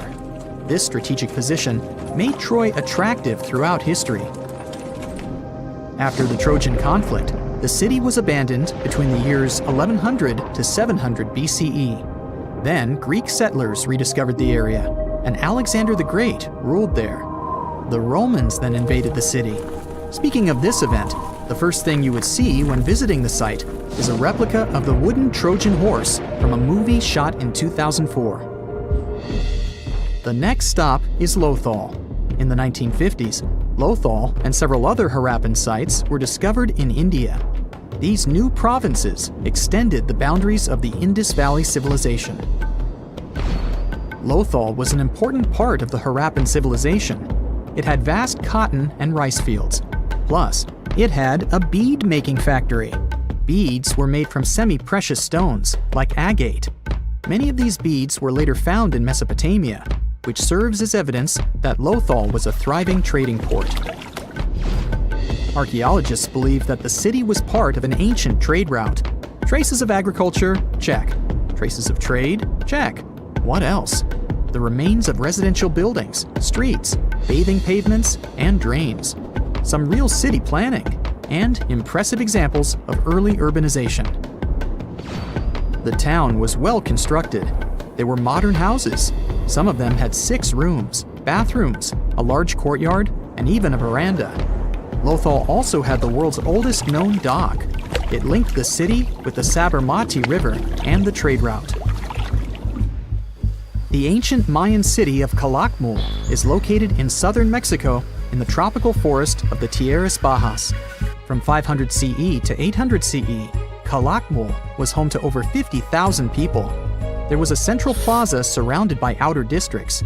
And if we count both the inhabitants of all those outer areas and those who lived in the center, Calakmul had a population of more than 1.5 million people. It was a city that was habitable for 12 centuries. It's believed that the place had more constructions than any other excavated Maya settlements in the region. After 1000 CE, the Maya civilization there faced a downfall. The settlement that was once the center of Mesoamerica was almost completely abandoned. The ancient city was at the heart of the second largest tropical forest in America. The site is well preserved, so today, if you were to visit it, you would be able to picture what life looked like in ancient Mayan times. The city remains include architectural complexes and sculpted monuments, defensive systems, quarries, water management features, agricultural terraces, massive temple pyramids, and palaces. not to mention a variety of body ornaments and other accompanying objects. It proves that complex, state-organized societies lived in this tropical forest. The Mayans depicted nature in their paintings, pottery, sculptures, rituals, and even food. I'm moving on to a place people thought didn't really exist. The city of Thonis-Heracleion appeared only in a few inscriptions and ancient texts. Turns out, it was waiting to be discovered for thousands of years. Scientists searched the majority of the coast of Egypt. But then, archaeologist Frank Gaudio and his team detected a colossal face looking at them from under the water. The ancient city of Heracleion was discovered completely submerged 4 miles off Alexandria's coast. In the ruins of the lost city, there were 64 ships, 700 anchors, and a treasure trove of gold coins. Archaeologists consider a 16-foot-tall statue and the temple remains the most important findings discovered by the expedition. Back then, the city had ceremonies and celebrations that took place in the Temple of Amun. The ruins and artifacts were made from granite and diorite, so they were in good condition even after having been in contact with water for centuries. They give people a glimpse into what life was like 2,300 years ago in one of the most important trade ports of the world. The city had a network of canals. You can think of it as an ancient Egyptian Venice. The canals linked many separate harbors and anchorages. Towers, temples, houses, and other structures were also linked by bridges. Thonis-Heracleion was the country's main port for international trade and the collection of taxes. No one really knows how the city ended up submerged, but archaeologists connect it with natural causes. At the end of the 2nd century BCE, most probably after a flood, Heracleion got covered with water. Then, Alexandria, the city founded by Alexander the Great, became more glorious than Heracleion. Before Alexandria's fame, Heracleion was the main port of entry to Egypt. So, after the disaster, many ships heading for Heracleion had to change their route and go to Alexandria. Heracleion lost its glory until its rediscovery in 1933. Mesa Verde is an American national park in Colorado. The park is the largest archaeological preserve in the U.S., with more than 5,000 sites, including 600 cliff dwellings. Mesa Verde means green table in Spanish. The name comes from the shape of the mountains in the area, with flat tops and steep sides. The park is an ancestral Puebloan archaeological site. Starting from 7500 BCE, a group of nomadic Paleo-Indians seasonally lived in Mesa Verde. They were hunters, gatherers, and crop farmers. They built the first pueblos in the region. By the end of the 12th century, the Mesa Verdeans began constructing massive cliff dwellings, which are now the best-known structures in the park. Whenever you hear about ancient ruins, you almost never picture them being suspended somewhere, or just randomly hanging on the branch of a tree, right? In fact, for most of the ancient artifacts we have exposed in museums all over the world, archaeologists did quite an impressive amount of digging. You see, buildings have this funny way of fading away over time if not properly taken care of. Sometimes we need to reuse some building materials, so an older construction may be sacrificed in the process. Other times houses are abandoned, and once they are exposed to the elements on the surface, like rain or sunlight, they don't really stand a chance. Some just simply crumble away due to good old erosion. So the only way a piece of architecture can survive the test of time is if it's somehow gotten buried deep down. Now, how did they end up buried in the first place? Well, it's quite the comedy of errors. Ancient cities had a habit of gradually raising their ground level like a kid adding toppings to their ice cream sundae. You see, these settlements were always busy collecting food and building materials to keep up with their ever-growing population. But hey, who has time to deal with waste and rubbish? It wasn't exactly high on their to-do list back in the day. So when it came to building new houses, ancient civilizations found it much easier to save their sweat and tears by piling up the rubble and constructing right on top. But that's not all. Rivers would also occasionally flood and deposit a layer of sediment on the city floors, further encapsulating those ancient constructions. And in those dry regions like the desert, where the wind likes to show off its sand and dust dance moves. You can bet it was a constant struggle to keep the establishments clean. One hilarious example is the Sphinx, which had its head buried in sand until a group of archaeologists unearthed it in 1817. Some ancient towns eventually got covered up because they were completely abandoned. With less human activity to control their expansion, plant seeds couldn't resist the opportunity and sprouted all over the place. They gobbled up carbon dioxide from the air and grew, adding more and more bulk to the ground. Those cheeky roots even decided to stabilize the soil made from decaying plant matter, creating layers upon layers of earthy goodness. It's like the ultimate DIY project Mother Nature embarked on, with plants as her loyal helpers. The act of digging into the secrets of ancient civilizations is not just about unearthing a lost world. It's also an epic quest to reveal the hidden treasures beneath layers of history. But how do archaeologists know where to dig in the first place? If everything is covered in layers upon layers of sediments, debris, and plant roots, they must have some sort of system they rely on before embarking on a new project, right? For starters, they're not always the ones suggesting an archaeological dig in a certain location. Let me explain. Let's say you're a contractor and you want to build a new fancy apartment complex in your city. Some local legislations have certain requirements before your project can start, though. For instance, before anyone starts building on a piece of land, they might need to bring in specialists to check the soil.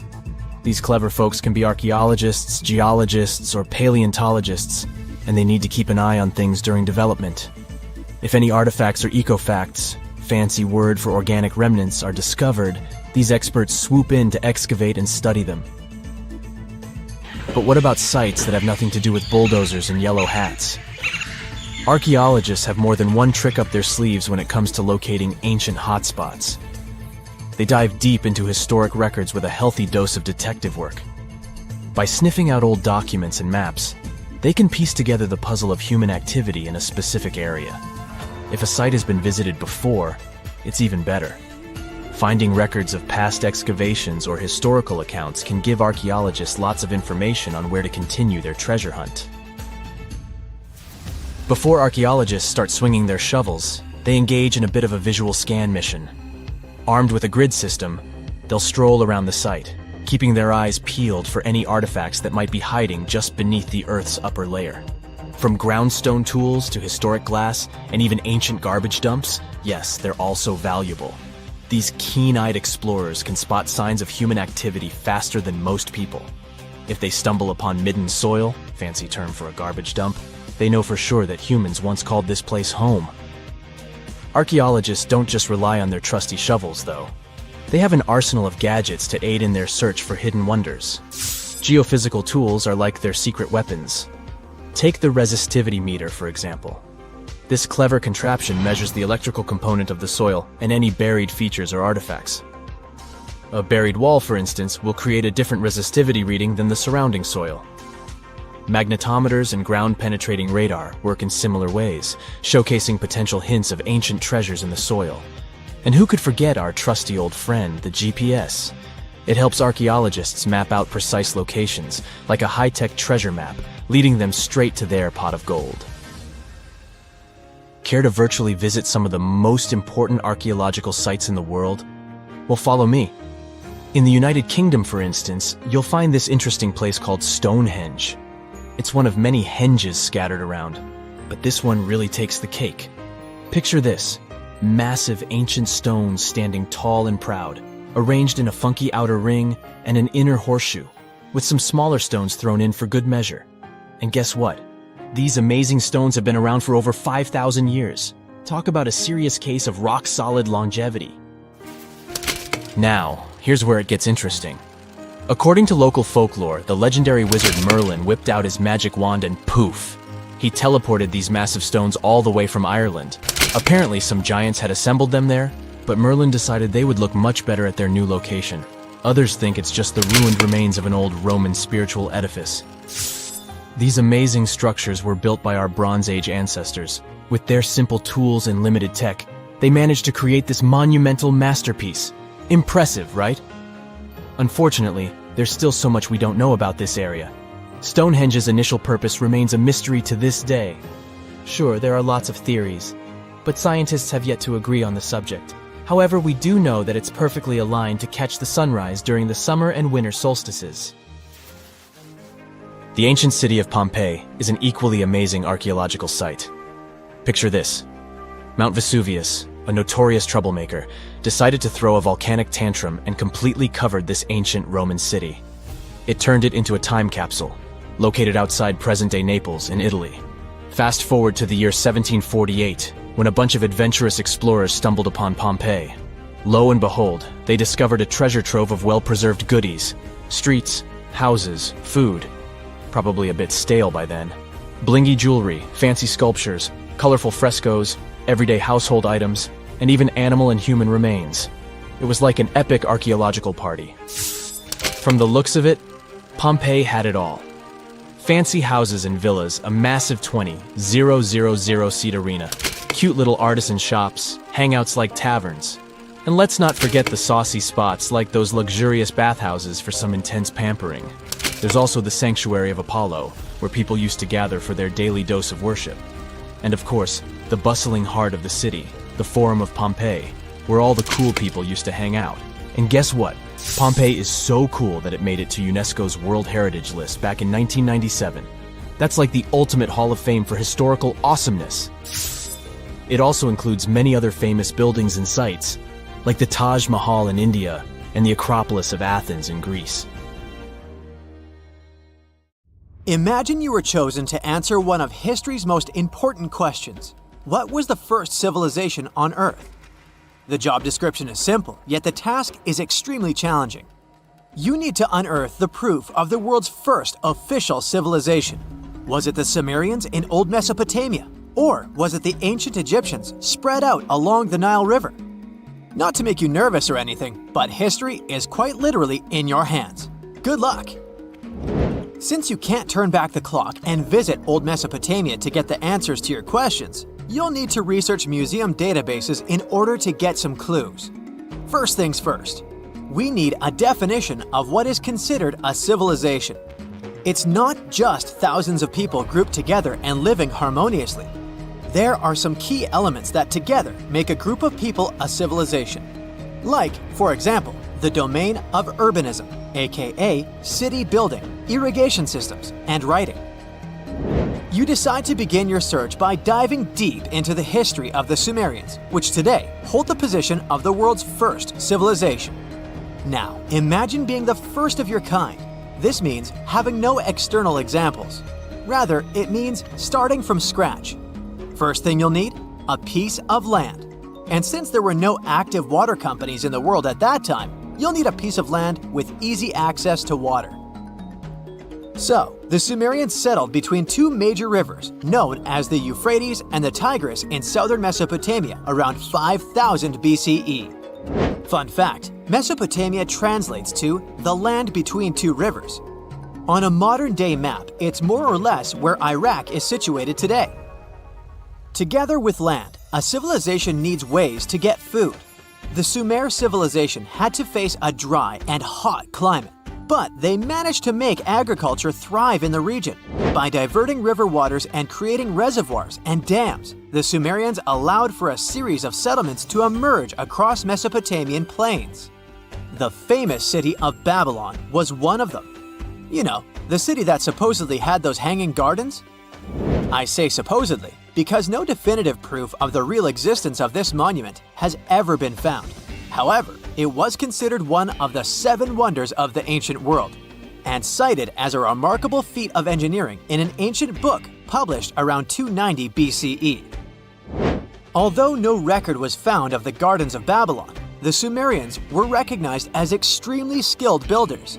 Their cities were filled with mud brick constructions, and the most impressive ones were known as ziggurats, stepped pyramids that were built for spiritual purposes. The Sumerians built a trade network to supplement scarce resources and started to exchange goods with civilizations rising nearby, like Anatolia and Egypt. The beginning of trade was what drove the Sumerians to develop what is believed to be the world's first writing system.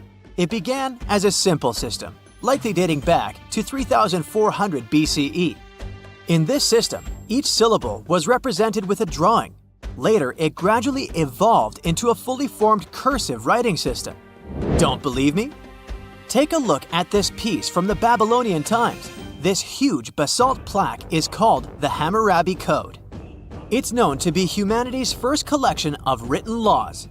As far as the story goes, it was carved in volcanic stone around year 1760 BCE. Look at the precision of these carvings. It's quite astonishing.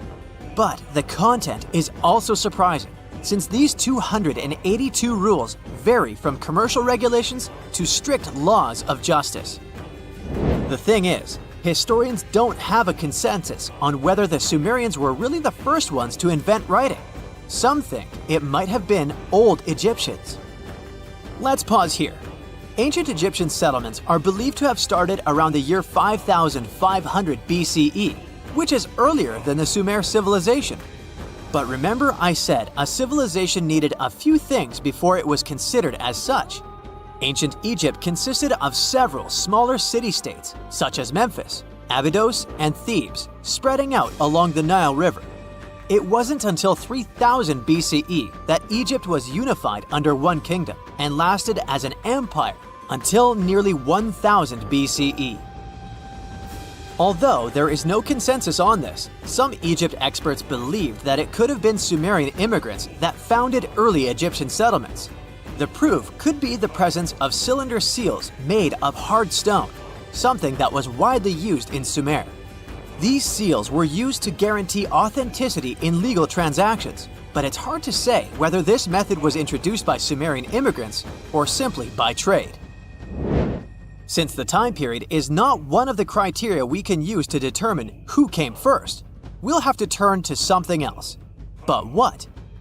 Like the Sumerians, the Egyptians were also highly skilled builders. Duh, they built the famous Giza pyramids and many others all over their territory. In order to enhance their building techniques, they delved into developing a more profound understanding of mathematics. They developed a new form of measurement called the cubit, which was the equivalent of an arm's length. The Great Pyramid, for instance, is 440 cubits per 440 cubits. They were also innovative astronomers, combining their mathematical skills with attentive astronomical observation. They were the first civilization to use a 24-hour division of the day. And they even created a solar calendar, which was the first dating system in history to feature 365 days in 1 year. Okay, it's undeniable how impressive they were. But some experts say that the dispute has to be settled through the comparison of their writing systems. Hieroglyphic writing, the first Egyptian style of writing, is said to date back to 3000 BCE. It was a composition of over 700 symbols, which were carved in stone. For a long time, researchers believed that the Sumerian writing had come before Egyptian, but in a recent discovery made by Yale researchers claims otherwise. Archaeologists have discovered a panel of 4 signs that are believed to have been written around 3250 BCE. Oh, and they've also found another rock drawing depicting a pregnant elephant that can date back to 4000 BCE. Now, there's also a third possibility that fewer people seem to mention: the Indus Valley Civilization, also known as Ancient India, located around the area of modern-day Pakistan and India. The Indus Valley Civilization is also a contender for the oldest civilization, due to the uncertain historical origins of the Hindu collection of texts known as the Upanishads. The Indus Valley Civilization flourished around 3000 BCE, but records show that people in the Indus Valley were trading with Mesopotamians as early as 3500 BCE. Now, wait a minute. How is it possible? No, they weren't time travelers. This isn't a sci-fi movie. There already were agricultural settlements in the area that were slowly growing into bigger cities, such as Harappa and Mohenjo-Daro. Ancient Indian cities were sophisticated, filled with baked bricked homes built in a grid system. These ancient cities even had draining and sewage systems that connected most homes and used gravity to carry waste outside of the city. They were pretty advanced. They were also an extremely religious civilization, and Hindu beliefs were at the center of their practices. Despite that, their cities weren't filled with spiritual buildings. Actually, Mohenjo-Daro's most important building was a public bath. Interesting, huh? Now, why can't we know if they were the oldest civilization on Earth? Even if some historians suspect that the origins of the Indus Valley people can be traced back to 5000 BCE, there is no concrete evidence of this, only speculation. The best proof we have is the Upanishads. The Upanishads are texts filled with philosophy, mantras, and ceremonies. The thing is, part of Hindu practices included memorizing and passing down the wisdom of the Upanishads in oral form. So, it took a while before it appeared as a written script. Well, I'd say historians aren't really sure what was the world's first civilization. We can only guess at this point, but who knows what new discoveries might reveal. You are lost deep within the jungle in the Yucatan Peninsula in Mexico. There are strange noises all around you, and to make it worse, the sun is setting. Soon, you'll be alone in the middle of an unknown rainforest. Guess it was a pretty bad idea to come looking for El Dorado on your own, wasn't it? You keep walking as fast as you can, when suddenly, wait! What's this you're seeing? It looks like large stairways made out of stone. This definitely doesn't look natural, so you take a picture. Maybe you didn't strike gold, but you might have just found something relevant. Congratulations! You found Akamtun, a long-lost Mayan city, hidden 37 miles into the jungle. The name literally translates to stone column. Stone was probably in at the time, so these guys used a lot of it to build their pyramids, houses, and even ball courts. If you ever thought that Europeans invented ball games, think twice. Mayans love to play ball games for recreational purposes. Akamtun is part of a series of other long-lost Mayan cities that are being discovered with the help of new technology nowadays. We'll talk more about the other ones in a jiffy. Perhaps the biggest surprise of this one is that it was surrounded by wetlands, which is why the city was built on high ground. The city was monumental, covering an area of over 120 acres. That would be as big as 90 football fields right next to each other. Scientists have found proof that Akamtun had pyramids of up to 49 feet high, and that it was likely an important social hub between 250 and 1000 CE. This is definitely a game changer. But lost Mayan cities began to be unearthed in the 19th century. Modern technologies, such as LiDAR imaging, help archaeologists see through dense canopies of the forests. This means that people don't really have to risk getting lost in the tropical jungle like you did at the beginning of this video. LiDAR works sort of like an X-ray.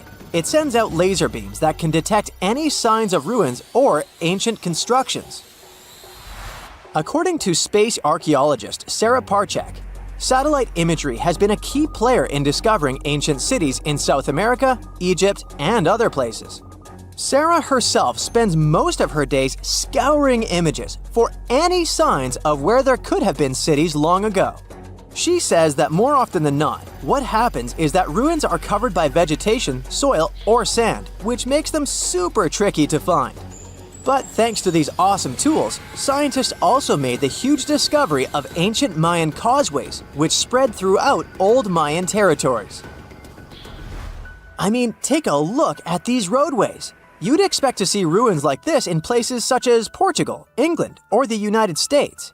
I'm talking about 130 feet wide roads painted white to help travelers journey through the nighttime.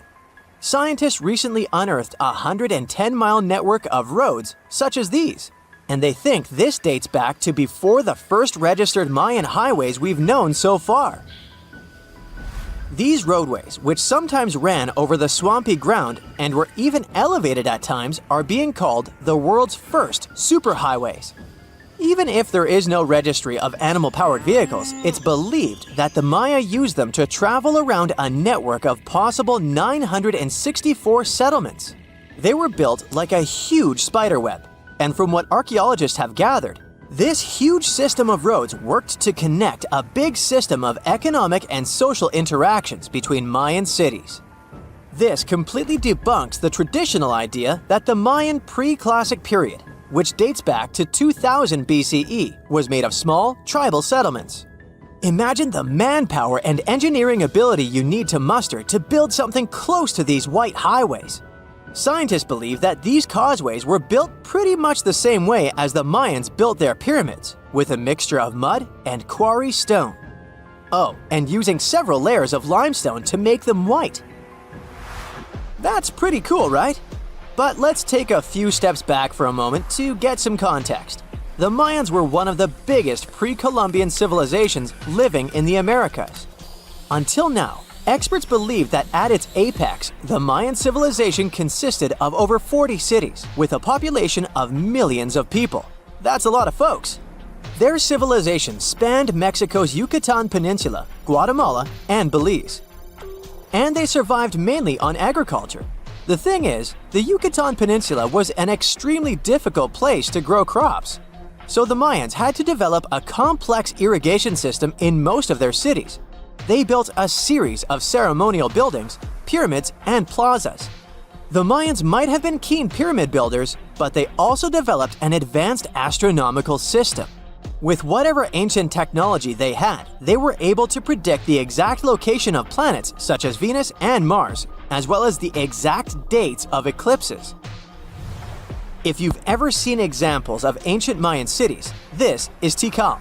Located at the heart of the Guatemalan jungle, Tikal is believed to have been the capital of the ancient Mayan conquest state. At its height, it was comparable in importance to cities such as London or New York in today's world. It's composed of a series of complex monuments. The North Acropolis is one of Tikal's most ancient complexes of monuments. Built solely by human hands around 350 BCE, it served as the resting place of kings and chiefs. Its monuments are up to 200 feet high. Back in the day, the step pyramid temples were painted a beautiful red. Mayans loved that color. Today, of course, you'll only see the limestone. Then there's Chichen Itza. It's got one of the best preserved pyramids on Earth to date. Located in Mexico's Yucatan state, this Mayan city is well over 1,500 years old. At its peak, it was home to 35,000 people. The site covers 4 square miles of land. The highlight is El Castillo, a tremendous step-like temple standing 80 feet above ground. Its most peculiar feature is that it has 91 steps up each of its 4 sides, including the upper platform, which makes for 365 steps, the same number of days as the solar year. You can see that these folks were a pretty big deal, huh? That's why nobody can really understand what happened to them. There's a big lack of evidence on the decline of this almighty empire. What could have been the cause of their demise? Was it a drought? New research in 2017 did bring some new discoveries into the mix. Using data from a site at Ceibal, located at southwest of Tikal, scientists analyzed radiocarbon data from ceramics and archaeological excavations to extract new information about the unexpected demise of this great civilization. The information shows that instead of a sudden collapse, the Mayans most likely fell in waves of social instability and political crises. These events are believed to have deteriorated Mayan city centers and began causing the dispersion of the Mayan population. It's hard to pinpoint the exact causes, though. But hey, recent discoveries are shedding a big light on humanity's past. Not only about the Mayan Empire, but about other long-lost civilizations of South America. A major recent discovery in Brazil was done using satellite imaging technology and is also shocking scientists. Some images from near the Xingu River, also in the Amazon, suggest that cities of millions of people might have existed inside the jungle, way before our modern civilization ever existed. I mean, if this doesn't shock you, I don't know what will. Satellite imagery also detected a network of trenches dating back to 200 and 1200 CE in the Bolivian Amazon forest. These proofs suggest settlements that could have supported around 60,000 people right in the middle of the Amazon forest. When researchers from the University of Florida went on ground to check the satellite information, they were shocked to find several mounds that were accompanied by ditches and geoglyphs. Archaeologists also found remnants of carefully designed walls centered around plazas, much like the type of construction done by the ancient Mayans. For more than 3,000 years, the gold mask of Pharaoh Tutankhamun stayed hidden in the Valley of the Kings. This artifact, which stands about 21 inches tall, shows how skilled and artistic the ancient Egyptians were. But nobody expected that X-rays would reveal its biggest secret. King Tut was the last ruler of his family during the 18th dynasty. He took the throne at just 9 years old, but ruled for only 10 years before he passed away unexpectedly. If we're being honest, back in ancient Egypt, he was mostly forgotten by the rulers who came after him. His tomb wasn't a big deal for them, so much so that even the grave robbers forgot about him. It might sound a bit sad, but the truth is that it was actually great news for us. Since his tomb was practically forgotten, it ended up being perfectly preserved. While the other tombs in the Valley of the Kings were looted, his remained sealed and untouched. So when it was discovered back in 1922, it had over 5,000 precious objects inside. That made Tutankhamun basically an instant celebrity and one of the best-known pharaohs nowadays. Among the treasures was the most stunning piece, his golden mask. This mask is said to be an exact image of the king's face, or at least it was supposed to be, but we'll get to that later. The purpose of this accurate representation of his face was to make sure that his soul would recognize him in the afterlife and return to his mummified body. In ancient Egyptian beliefs, this would allow him to continue living in the afterlife. The details of the mask clearly looked incredibly difficult to create, but people didn't realize how complex it truly was until many years later. The first X-rays of the mask were taken in 1967. Back then, the main reason for these scans was practical – conservation. The mask was heading to Paris for an exhibition, and it was the first time it had ever left Paris. This would help them keep track of any changes during the exhibit. Plus, the images could give clues about how the mask was made. But back then, they probably didn't fully realize just how complex its construction was. I mean, Egyptian goldsmiths didn't use modern soldering techniques. So, how did they make this mask? New X-rays taken in 2007 gave us some answers. It turned out the Egyptians didn't use pure gold, which is 24 carats. The mask was actually made of 23-karat gold, meaning it was mixed with another material. So specialists discovered that the gold sheets contained a small amount of copper, a reddish-brown metal. This was likely done to make the material more flexible and easier to shape. They would then shape the gold sheets by heating and hammering them over and over again. But there was one more secret inside the mask that wasn't discovered until 2015. The year before, the staff at Cairo's Egyptian Museum were working on the mask display when the long beard of the mask accidentally got knocked off. Another theory is that the beard had become loose over time and just fell off. Either way, the fact that King Tut's beard came off caused a lot of stress. After all, we're talking about one of Cairo's biggest tourist attractions, so the experts had to fix the problem quickly. The restoration process started with a detailed recording of the mask's condition. To do this, they had to take a full three-dimensional scan of the artifact. And, by accident, they found something very interesting in the mask. Inside the royal beard, there is a gold tube, an intriguing structure that the Egyptians likely used to attach the beard to the rest of the mask. And that proved, once again, that the process of making this mask was even more complex than experts thought. But the mysteries don't stop there. Remember how we mentioned that the mask was thought to perfectly represent King Tutankhamun's face? Well, that might not be entirely true. Some popular theories suggest the mask was never meant for him and was actually made for someone else. A study published in 2015 suggested the mask was originally made for a female pharaoh, his supposed stepmother, the famous and beautiful Egyptian queen Nefertiti. The biggest clue comes from an inscription on the mask. At first glance, it seemed to belong to Tutankhamun, but after a close examination, researchers noted that something else was actually written underneath King Tut's name. The royal name stamp seems to have been altered, and originally it had something written on it that translates to Queen Nefertiti. There is another feature of King Tut's golden mask that was overlooked for years, which adds even more mystery. As we mentioned earlier, experts believe he wasn't respected much by the pharaohs who came after him. And one of the clues that made archaeologists think this is the pierced ears on the mask. Some researchers believe that King Tutankhamun wouldn't have worn earrings after he was a kid.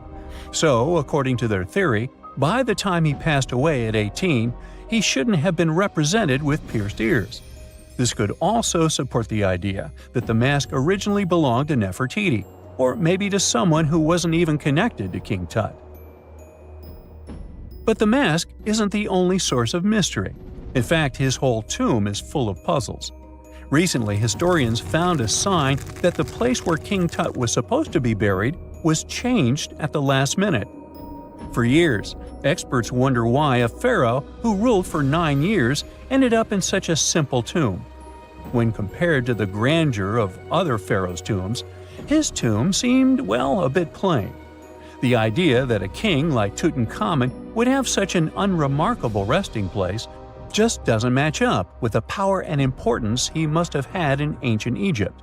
So, what happened? Well, apparently, this might have something to do with his successor, Pharaoh I.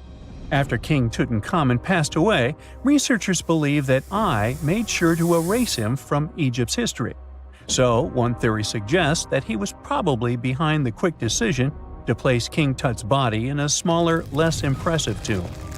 When experts looked at I's own tomb, they found something interesting. There is a large wall covered in painted baboons. This is the same type of artwork found in Tutankhamun's tomb. It seems like the same person might have chosen the artwork for both tombs.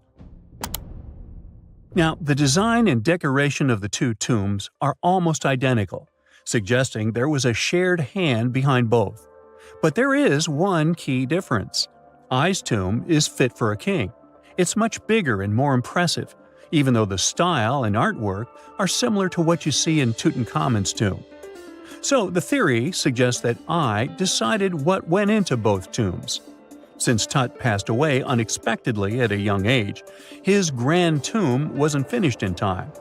Normally, pharaohs start building their tombs while they're still alive to make sure everything is perfect. But Tut passed away when he was just 18, so there wasn't enough time. I may have taken advantage of the situation, ordering a smaller tomb for Tut and keeping a larger one for himself. Experts believe this theory explains why Tutankhamun's tomb is so simple and how I managed to wipe his memory from history so easily. But in the end, the story of King Tut's mask and tomb is full of mystery and intrigue. Each new discovery sheds more light on what really happened all those years ago.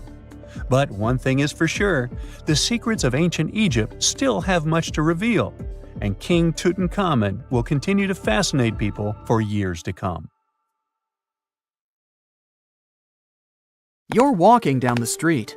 You see a strange-looking antique shop called Ageless Trinkets of Mr. Bright. You're curious, so you enter there. You take a look at all the weird stuff. Suddenly, an old folded parchment paper catches your attention. It's a world map, but something's off with it. Instead of showing the countries as you know them, it shows the locations of 4 mythical lost worlds and civilizations. Mr. Bright, the shop owner, comes next to you after realizing your shock. This map won't let you find these places or anything, but I can explain to you the legends behind them if you want, he says. Let me begin with Atlantis. You might know it as Aquaman's underwater kingdom, but Atlantis, the fictional island, was actually first introduced in 2 of Plato's works. According to him, Atlantis was a highly advanced civilization that existed about 9,000 years before his own time, and its story had been passed down by poets, authors, and others. He wrote about Atlantis and its citizens to give a moral lesson and to teach about the dangers of arrogance, as well as the eventual downfall of those who are after too much power. In his dialogues, Plato stated that Atlantis was a great and powerful empire that was respected in all parts of the world. It was founded by beings who were half deities and half human, and became a great naval power after a while. Being an island filled with gold, silver, and other precious metals certainly helped their case. But besides that, it was also known for its breathtaking architecture and state-of-the-art technology, as well as its countless rare and exotic wild animals. Atlanteans were proud of their great achievements and the perfection of their civilization, but their excessive pride was going to bring their downfall. They believed they were so superior that they could gain control over any nation. This led them to launch a series of invasions. They conquered many of the Mediterranean lands, but when it was time to enter Athens, Athenians pushed back with an extraordinary force, so the Atlanteans were finally defeated. Plato stated that deities then got angry at Atlanteans because of how wicked, greedy, and immoral they became. So they punished them by sending earthquakes, which caused Atlantis to sink beneath the sea. Although the earliest written records of Atlantis were Plato's works, some people still believed his story to be based on truth, and tried to identify the island of Atlantis with actual countries. Some people suggested it may have been located in the Mediterranean Sea, near the coast of Spain or Italy. Others thought it may have been located in the Caribbean, off the coast of Central or South America, but there was no solid evidence to support any of these claims. One theory, in particular, seemed more plausible than the others, though. Located in the Aegean Sea, the island of Santorini was the home of a highly advanced Minoan society. However, due to a huge volcanic eruption, it was destroyed about 3,600 years ago, causing the Minoan civilization to suddenly disappear. These similarities between the fictional Atlanteans and the historical Minoans made Santorini a good candidate for the speculations.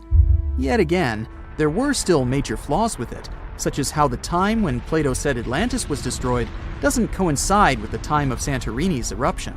So Atlantis still continues to be regarded as nothing more than a popular legend in the scientific world. Now, let's move toward the northeast direction on the map, Mr. Bright says. According to Celtic Breton mythology, there once was a magnificent city called Ys, also known as Caris, that towered over Douarnenez Bay in France's Brittany region. It was the most wealthy city in the entire Atlantic.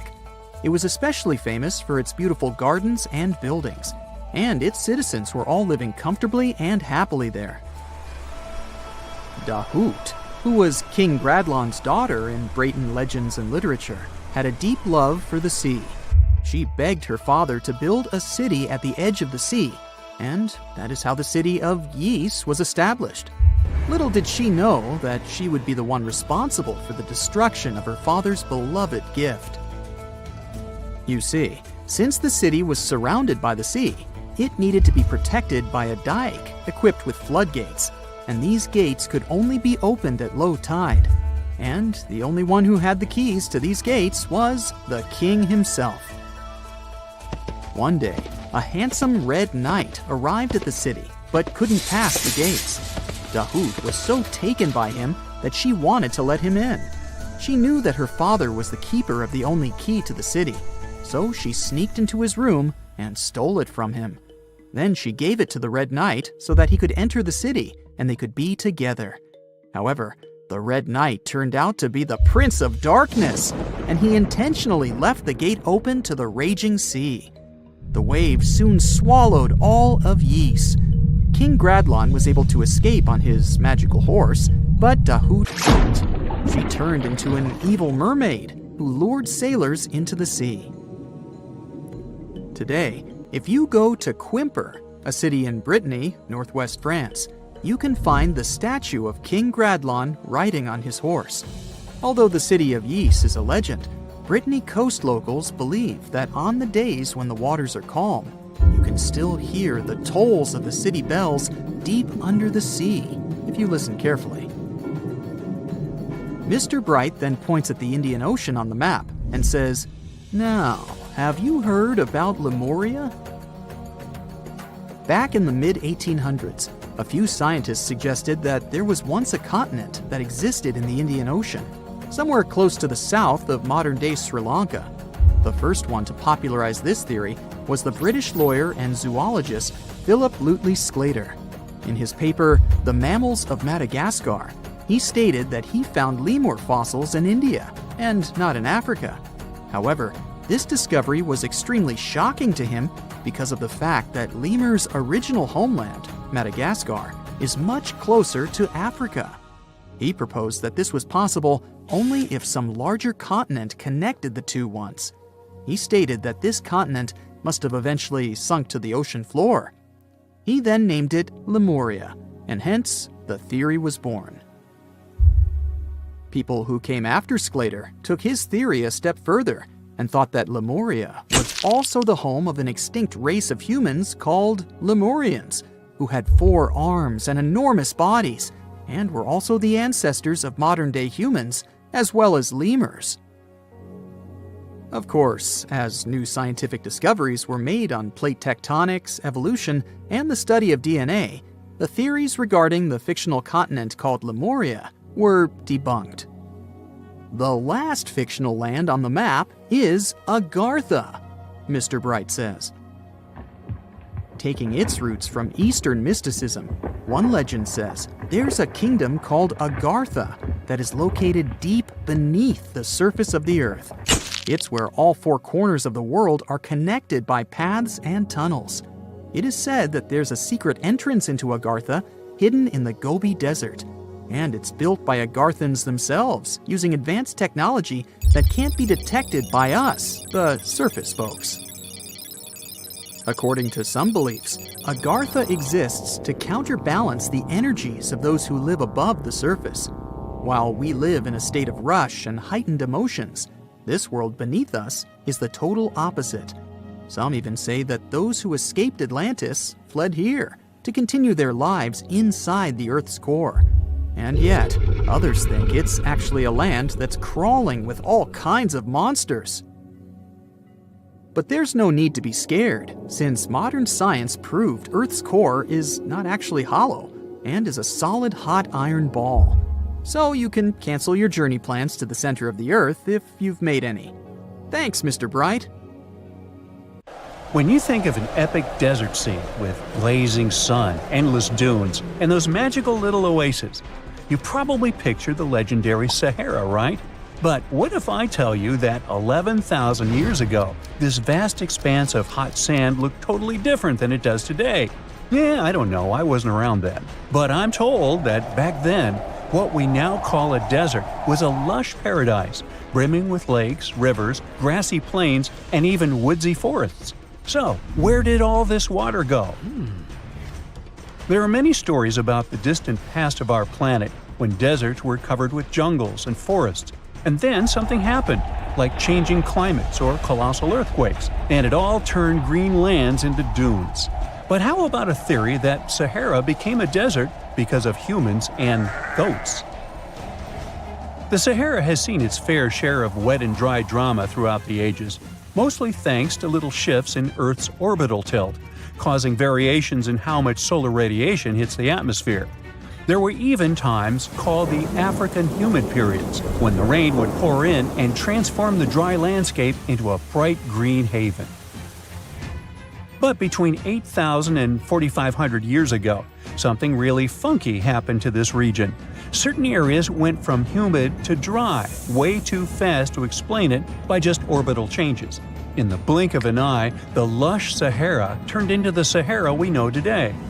Now, if you ask scientists why it happened, they will tell you, oh, it's just poor parameterization of the data. Bet you didn't get it, did you? What? Well, right, let me translate it from scientific to common human. It means they really don't know the answer themselves, and they got a bunch of missing puzzle pieces. But as scientists sifted through ancient dirt and pollen samples, they spotted a quirky trend. Wherever there were pastoralists, also known as humans with their domesticated animals, the plant life seemed to shift. It was as if every time humans and their furry friends meandered through the greenery, they turned it into scrub and desert right behind them. Oops. Yep, chances are that by overgrazing, humans were sapping moisture out of the atmosphere, since plants give off moisture, which helps make clouds and making things even sunnier, leading to a quicker end of the humid vibes. Plus, our ancestors may have been getting a little too cozy with fire for land management, further speeding up the desert takeover. Anyway, scientists are sure that this lush Sahara would have turned back into desert eventually, even if humans hadn't shown up, thanks to Earth's natural rhythms. So there's no need to pin this abrupt change solely on humans. It could simply be about nature getting feedback from vegetation and dust cycles. It's difficult to determine what caused these changes, as it's all interconnected. During the last humid period, the Sahara was filled with hunter-gatherers.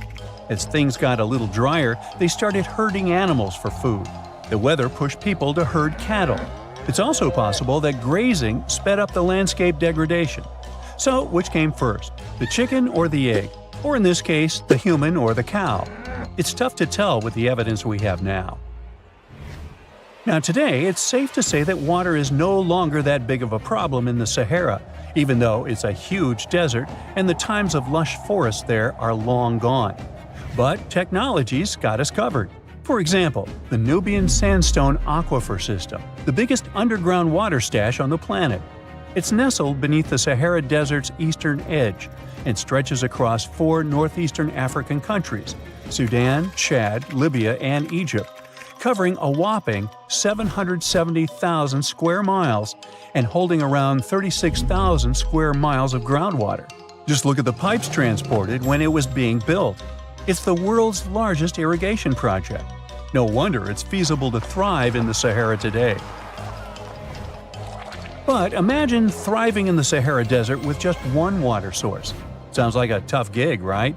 But the ancient Garamantes did just that, surviving and even thriving for nearly 1,000 years without monsoons or rivers flowing to their desert paradise. These clever folks were the trendsetters of urban life in the sands, and even the Romans couldn't help but notice their genius. While many thought they were just desert-dwelling savages, the Garamantes were busy building an empire in one of the toughest climates on Earth. But how did they do that? Well, they got crafty and dug a whole bunch of underground tunnels to tap into a massive sandstone aquifer. They were literally squeezing every drop of life from under the dunes. But recently, research showed that the Garamantes weren't just hardworking, they were pretty lucky too. The Garamantes had an underground aquifer that brought water up to a hill where they built over 500 fogaras, which are irrigation systems, some stretching as long as 2.5 miles. It was like sipping water through a straw, which let them irrigate their crops for nearly a century, especially since even a little rain would help recharge the system. But eventually, due to rain insufficiency, the aquifer ran low, and reaching it again would have meant digging more tunnels and relying on more people. That's a tough problem, considering these people were in the middle of food and water shortages. Guess I don't need to tell you what happened to the Garamantes, do I? The fall of the Garamantian culture might be linked to several factors. It may have been due to climate changes, or they may have simply used their water resources too much. Back in the day, the Sahara Desert was actually fertile agricultural land, thanks in part to the cool irrigation system the Garamantians created. But since fossil water isn't something you can replenish over time, the groundwater levels dropped pretty low. This likely played a big role in the kingdom's decline by the late 7th century CE. That sounds like someone who hit a lottery jackpot, used up all the money, and went back to their original not-so-cool job once the bank account got fully drained. Oh, by the way, even if the Garamantes left some secret wisdom messages for us, the chances are we'll never get what they wanted to tell us. Nobody really knows what language they used, and their texts are nearly indecipherable to us today. But let's go back to the Green Sahara.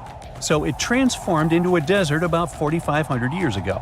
But today, we can understand how people lived in those times in the Sahara thanks to natural parks in Africa that have the ultimate outdoor art gallery. There are well over 15,000 ancient paintings and carvings depicting everyday life from around 11,000 years ago. However, if the carvings aren't enough for you and you feel like visiting an actual green desert, All you have to do is book a flight to California.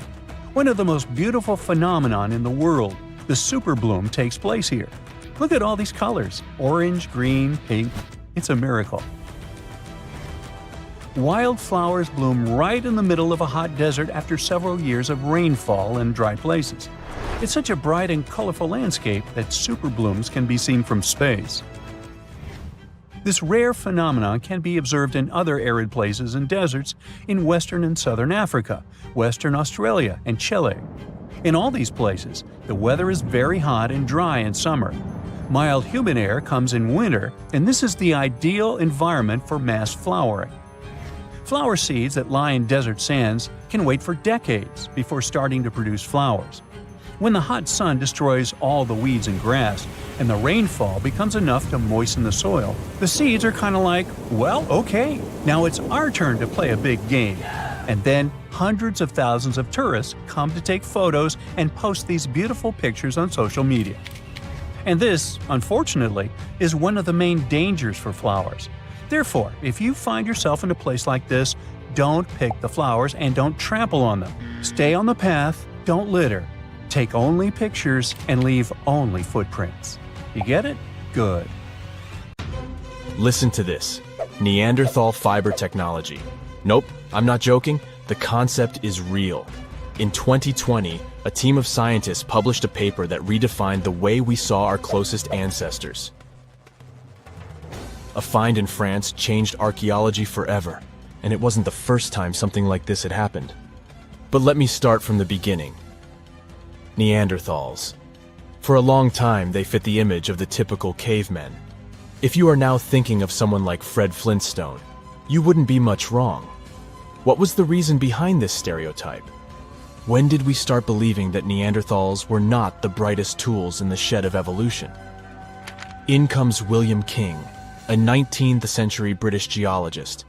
He was the man who named the Neanderthals. Based on the bones King found, the scientist declared the species not intelligent, and this image stuck with the Neanderthals for centuries to come. But a piece of string, just 1/4 of an inch long, changed everything. A small, dry river valley, Abri du Maras, was the place of the great find. Archaeologists unearthed a cord fragment next to a stone tool. Such twisted fibers could have been used for everything from making clothes to fishing nets. In prehistory, this was some advanced tech, and the Neanderthals seemed to have mastered it. Scientists already knew that these early humans made tar from birch bark, and that they produced shell beads. There's even evidence of Neanderthal art. They were definitely not primitive. The string section and similar finds are changing the way we perceive our ancestors. The world of archaeology is constantly changing. Take the pyramids in Egypt, for example. Turns out, they weren't really built by an army of people who the pharaoh made work until they passed out. Herodotus, the famous Greek historian, was the man who started the confusion. He claimed, in 500 BCE, that 100,000 men took part in the construction of the Great Pyramid in Giza. He made no mention of who they were and why they were building the pyramids. That's how the myth started. Huge stone slabs pulled by humans, driven by a foreman with a whip. But Egyptologists would beg to differ. Those are the scientists who study ancient Egypt's culture. Fairly recently, they uncovered a workers' village that told a different tale. Yes, there was evidence of hard work on the workers' bones, but the construction industry is demanding even today. It took almost 6 years for 12,000 workers to complete the world's tallest building, Burj Khalifa. Back in Egypt, 3 times more workers finished the Great Pyramid in around 2 decades. An impressive feat of ancient engineering, wouldn't you agree? Superiors looked well after the Egyptians who built the pyramids. Their diet was rich in protein. They had medical care and they got paid properly. In fact, they lived better than the non-working population. And they lived with their families near the construction site. Archaeologists know all this because they unearthed bakeries and dormitories with bread jars and other goodies. Looks like the pharaohs were okay employers after all, and the job market wasn't that terrible. They also kept detailed papyrus records of the build and hieroglyphs. you and I wouldn't stand a chance of reading these letters that resemble images. Egyptologists had the same problem. For over a millennium, no one had used this type of font. And it's not like there was an English ancient Egyptian dictionary you could open and find meanings of words. But all this changed in 1822. A couple of decades before, the French found a broken slab of black granite. The stone contained one text in 3 scripts: Ancient Greek, Egyptian hieroglyphs, and Demotic. The last one was also the Egyptian language, but in a simplified script. Scientists dated it back to 196 BCE. The content is a religious proclamation. A French philologist and Orientalist, Jean-François Champollion, was the first one to crack the code. You see, people haven't forgotten ancient Greek letters. The Frenchman successfully matched the Greek letters with the ones in the Egyptian script. And voila, we were finally able to read hieroglyphs. The name of the piece of granite that made it all possible was the Rosetta Stone. The importance of its discovery went beyond archaeology. The word Rosetta Stone even entered the English dictionary. It represents a discovery that helps people understand an enigma that has been puzzling them for a long time. There are similar games. A symbol is attached to a particular message. Then you have to decode the message by replacing the symbol with a corresponding letter. In a nutshell, this is what scientists did with the Rosetta Stone more than 2 centuries ago. Do you know what is the oldest deciphered language in Europe? It has an unattractive name, Linear B. The script belongs to the Mycenaean Greek language. It predates the ancient Greek alphabet by several centuries. You can easily guess which script it is descended from. Linear A. The people from Crete used Linear B more than 1,000 years ago. During the Late Bronze Age, the Greek civilization that used the script vanished. There was no one who could read Linear B, and more importantly, no one knew it existed in the first place. This was about to change during the first years of the 20th century. A British archaeologist by the name of Sir Arthur Evans excavated a vast palace complex at Knossos, Crete, Greece. This was the center of the Minoan culture that created the enigmatic script. The palace boasted some 1,300 rooms. They had colorful paintings of dolphins, griffins, and bulls. All of these captivated the archaeologists' imagination. But their biggest find was at first overlooked: thousands of slabs of baked clay. The fire that brought down the palace helped preserve the tablets. It was impossible to read the slabs, though. They were written in an unknown language. The scientific community had to wait for another half a century before Michael Ventris cracked the code. He was an English architect and cryptographer. Ventris studied Greek and Latin. While attending the famous Archaeologists lecture, the young man decided to solve the puzzle of Linear B once and for all. He managed to do so in 1952. One of Ventris's most amazing discoveries was that the script was an archaic form of Greek. But cryptology still hasn't solved the code of Linear A. This writing system will remain a mystery until a motivated young person like Michael Ventris comes along. They wouldn't have to be a professional archaeologist. Basil Brown certainly wasn't. Yet in 1939 he discovered the richest early medieval tomb in Europe. This happened in Sutton Hoo in the southeast of England. This wasn't an ordinary tomb made out of stone. It was a full-size ship, 3 times as long as a London double-decker bus. And that's not all. Apart from its main purpose, the ship was full of riches. Deluxe hanging bowls, feasting vessels, gold and dress accessories, and luxurious textiles were just some of the treasures found. Archaeologists were also amazed by the silverware from distant Byzantium. You probably know this city as Istanbul, Turkey. Even in our age, it's several days' drive from Sutton Hoo. Just imagine how much time and money it cost to import a silver plate in the 7th century. That's when the ship went down, according to archaeologists. The English couldn't have done it. At that time, there was no England. The people living in the British Isles at the time were the Anglo-Saxons. Perhaps the ship from the grassy mounds in Suffolk belonged to one of their kings? We will never know. The local acidic soil did away with any possible evidence, or no one laid there in the first place. It could have been a cenotaph, which is a monument constructed to honor an important person. The archaeologists still don't have a definite answer. But what they have found at Sutton Hoo shed light on the Dark Ages. Before the discovery of the ship, they knew little about what had been going on in Britain after the Romans left. Now, the image of the early Anglo-Saxon society was much clearer. Perhaps the English soil will be the site of the next great breakthrough in archaeology. Imagine you've booked a tour through the jungles of Costa Rica. All of a sudden, you stumble upon a huge stone sphere, nearly the length of a king-sized bed in diameter. How on earth did it end up there? And what does it symbolize? You immediately ask your guide. He's not as amazed as you are, and tells you that there are actually several hundreds of them scattered across the south of the country. The mysterious stone spheres don't have an official name.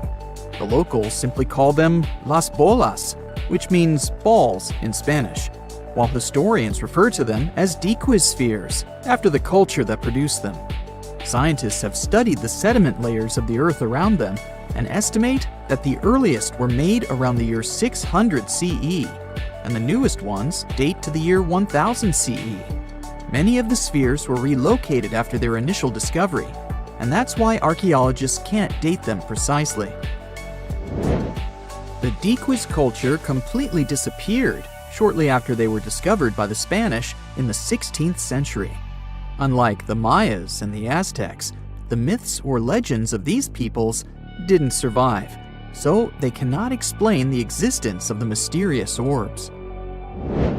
More than 300 of these objects have been discovered so far, with some being smaller than 1 inch in diameter, and the largest measures 6.6 feet in diameter, standing taller than most humans.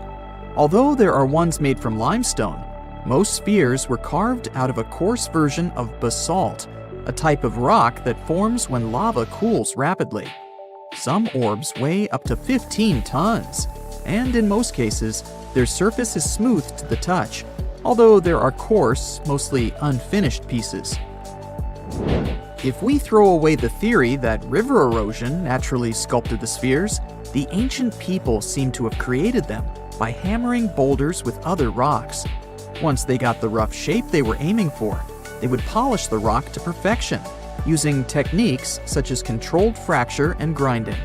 The mysterious spheres are located in the Dequis Delta, on the coast of the Pacific Ocean. Most of them can be found in a place called Farm 6, which, alongside 3 other sites, was proclaimed a UNESCO World Heritage Site in 2014. The area contains other finds from the pre-Columbian era, such as paved areas, burial sites, and mounds.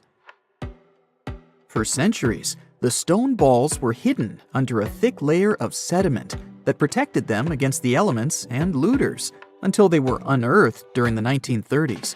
The company that owned the land was clearing the rainforest for banana plantations when they stumbled upon these unusual stone constructions. Some were damaged by bulldozers, and some by workers trying to pry them open, as they believed there was gold hidden inside. It took a while before the authorities intervened to stop further damage to the finds. Doris Stone, the daughter of an executive of the company that owned the land, was the first to study the spheres. In 1943, she published an article in a leading American archaeological journal, turning the world's attention to the orbs. Expeditions soon followed, and archaeologists were immediately able to determine that the stone formations were human-made, probably created by the ancient indigenous population of Costa Rica. To this day, no one has been able to fully explain their function in a scientific way.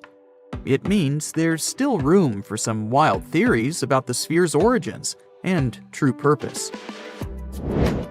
The most popular theory in the scientific community is that the stone spheres served as decorations and status symbols, as many of them were found near the houses of chieftains.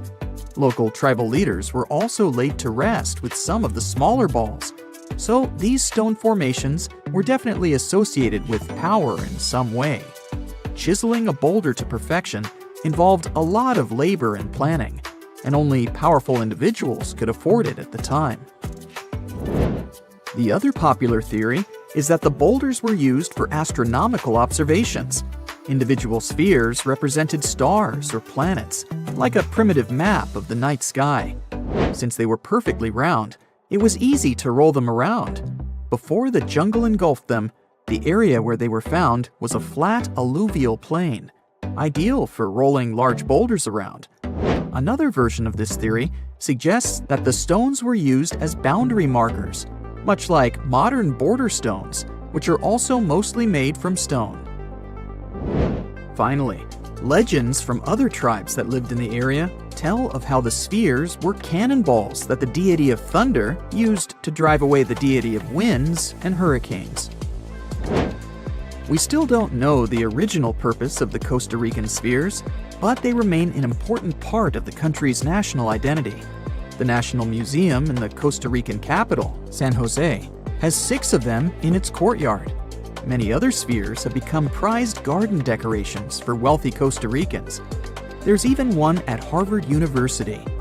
More than a millennium after they were created, the mysterious stone spheres of Costa Rica are still associated with power and wealth. In terms of numbers, the stone orbs are not perfectly round.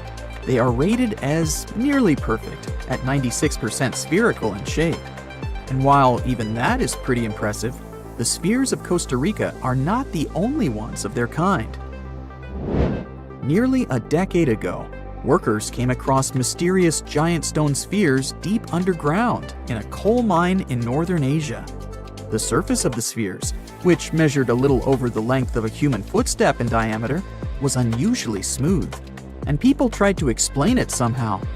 Some were certain they were out of this world, and others suggested the spheres were actually petrified dinosaur eggs. Scientists quickly put an end to further discussion, as it turned out that the mysterious spheres were concretions. Those are rock formations that take millions of years to form deep underground.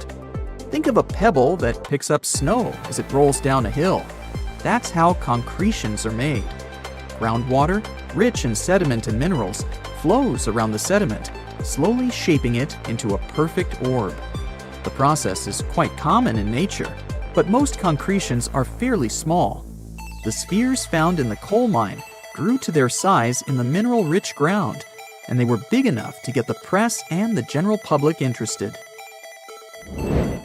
Another possible case of concretions is the massive stone spheres found in the Visoko Valley in Bosnia.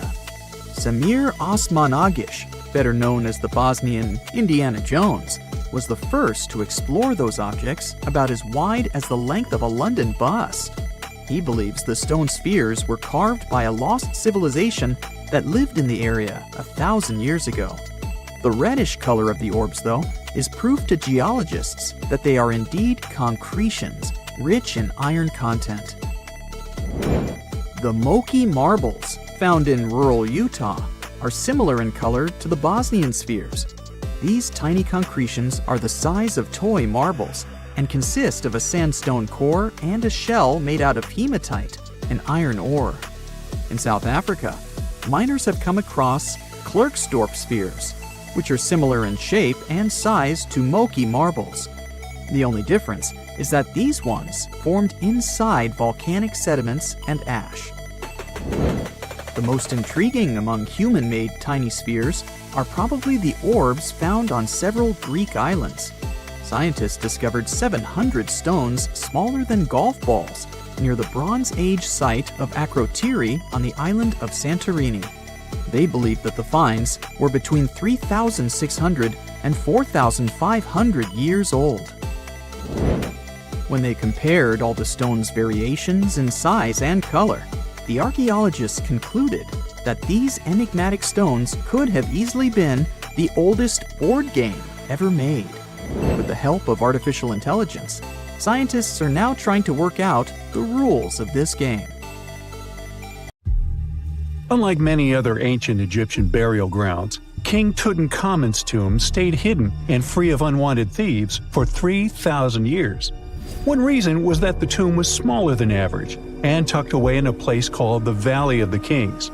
This area was already being extensively explored by the time they stumbled upon Tut's spot.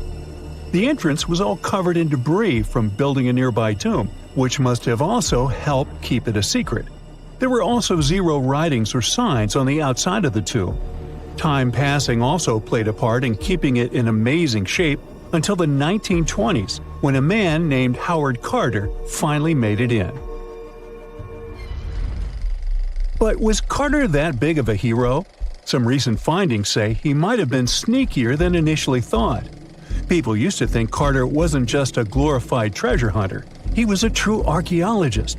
Before Tut, he had been on a relentless quest for Egyptian artifacts. He discovered his interest in these unusual objects when he was a child, and soon started drawing the sculptures and inscriptions that were found in ancient tombs. After stumbling upon the remains of King Tut, Carter spent a decade recording and processing all sorts of objects, like golden thrones, chariots, and statues from Tut's tomb, shipping them down the Nile to Egypt's museum in Cairo. Well, at least that was the official story. More recent discoveries claim that not all of the objects made it to Egyptian officials. A secret letter seems to uncover Carter's little 10 for them, 1 for me policy. The letter in question was sent to Sir Alan Gardner, a philologist and friend of Carter's, dated from 1922. In these writings, Carter mentioned having found the tomb and was asking his buddy for some advice. In another letter from 1934, Gardner seems to be thanking Carter for an amulet, which was sent to him as a thank you gift. Carter was adamant that it didn't come from Tut's tomb, but evidently it did. Even the British director of the Egyptian Museum was onto Carter's sneaky endeavors, but couldn't prove it. He compared Gardner's amulet to others from Tut's tomb, and lo and behold, they were a perfect match.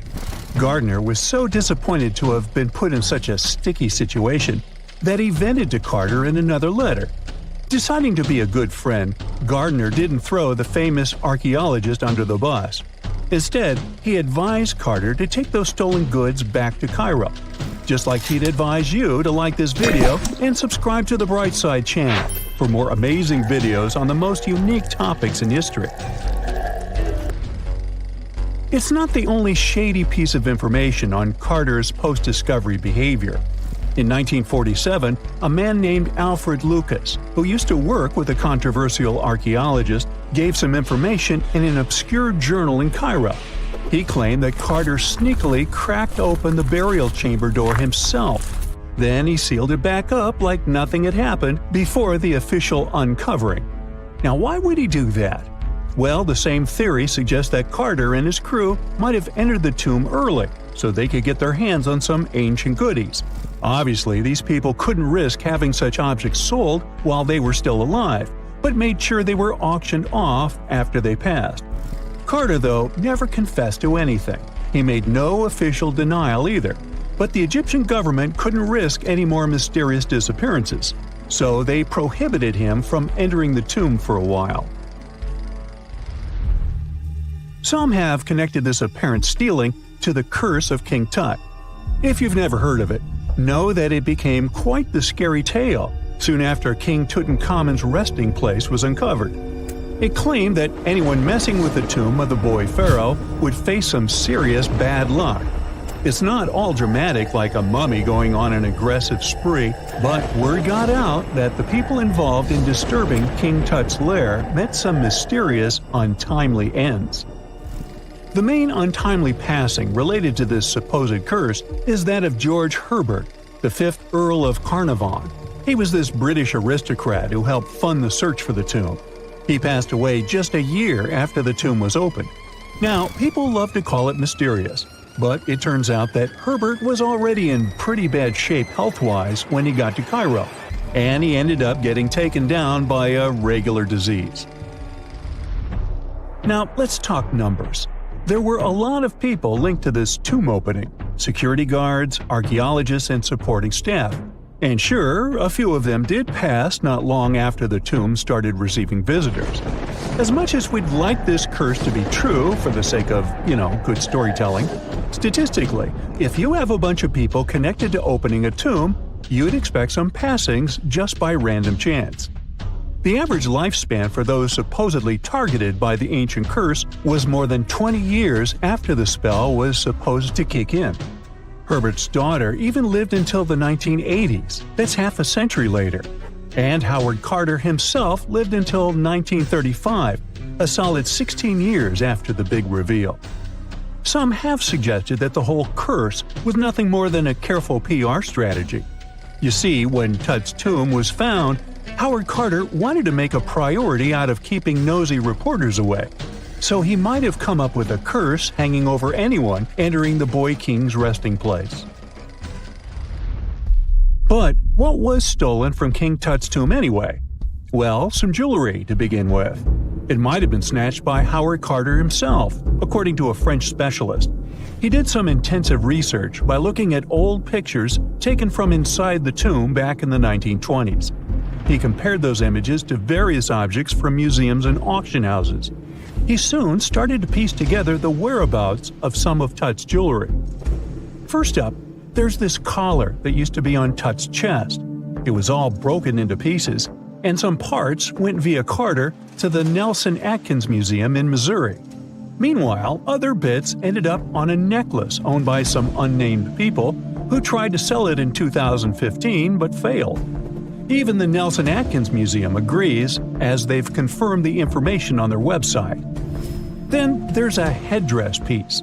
Some beads from it that once belonged to Tut apparently got stolen by Carter too. They were also strung into a necklace and are now being held at the St. Louis Art Museum. Another fancy collar made out of glazed ceramic magic spent some time at the Met, far away in New York. Thankfully, it was sent back to Egypt a bit over a decade ago. This seems to have been, as you'd expect by now, also stolen by Carter.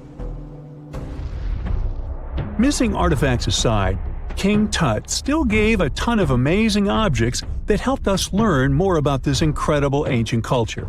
Starting with the famous burial mask. It's this massive 21-inch gold art piece with semi-precious stones and glass paste. It weighs 22 pounds and showcases the boy pharaoh with a long beard and a headdress with a cobra and vulture. On the back, there's this spell from an important ancient Egyptian spiritual book that's supposed to make sure it works just as well in the afterlife.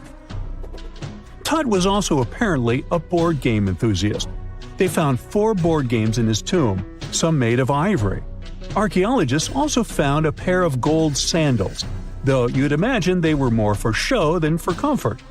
In fact, the pharaoh probably never wore them in his lifetime. Now, speaking of fashion items, it turns out Tut was quite the fancy ruler. They even found a mannequin in his tomb that was used to pick out, adjust, and store his outfits and jewelry. The boy king seemed to have also enjoyed some music, based on the 2 trumpets historians found in his tomb. Though they were played back in 1935 in a BBC broadcast, the instruments are today considered too fragile to be maneuvered. Back in December 2012, a lot of people were freaking out over the idea that the world might end in some catastrophic event. And it was all thanks to the famous Maya calendar. This ancient way of tracking time had been the subject of endless speculation. But one of its biggest mysteries was definitely an 819-day count found in some versions of the calendar. No one could explain why it was there or how it worked, until recently, when a group of researchers from Cambridge might have finally cracked the code. First things first, how does the Maya calendar work? So the system the Maya civilization used to track days was based on something we now call the calendar round. Think of it like 3 interlocking gears. These are 3 cycles working together. The first is a 365-day solar year, known as Hab. The second is a cycle of 20 names.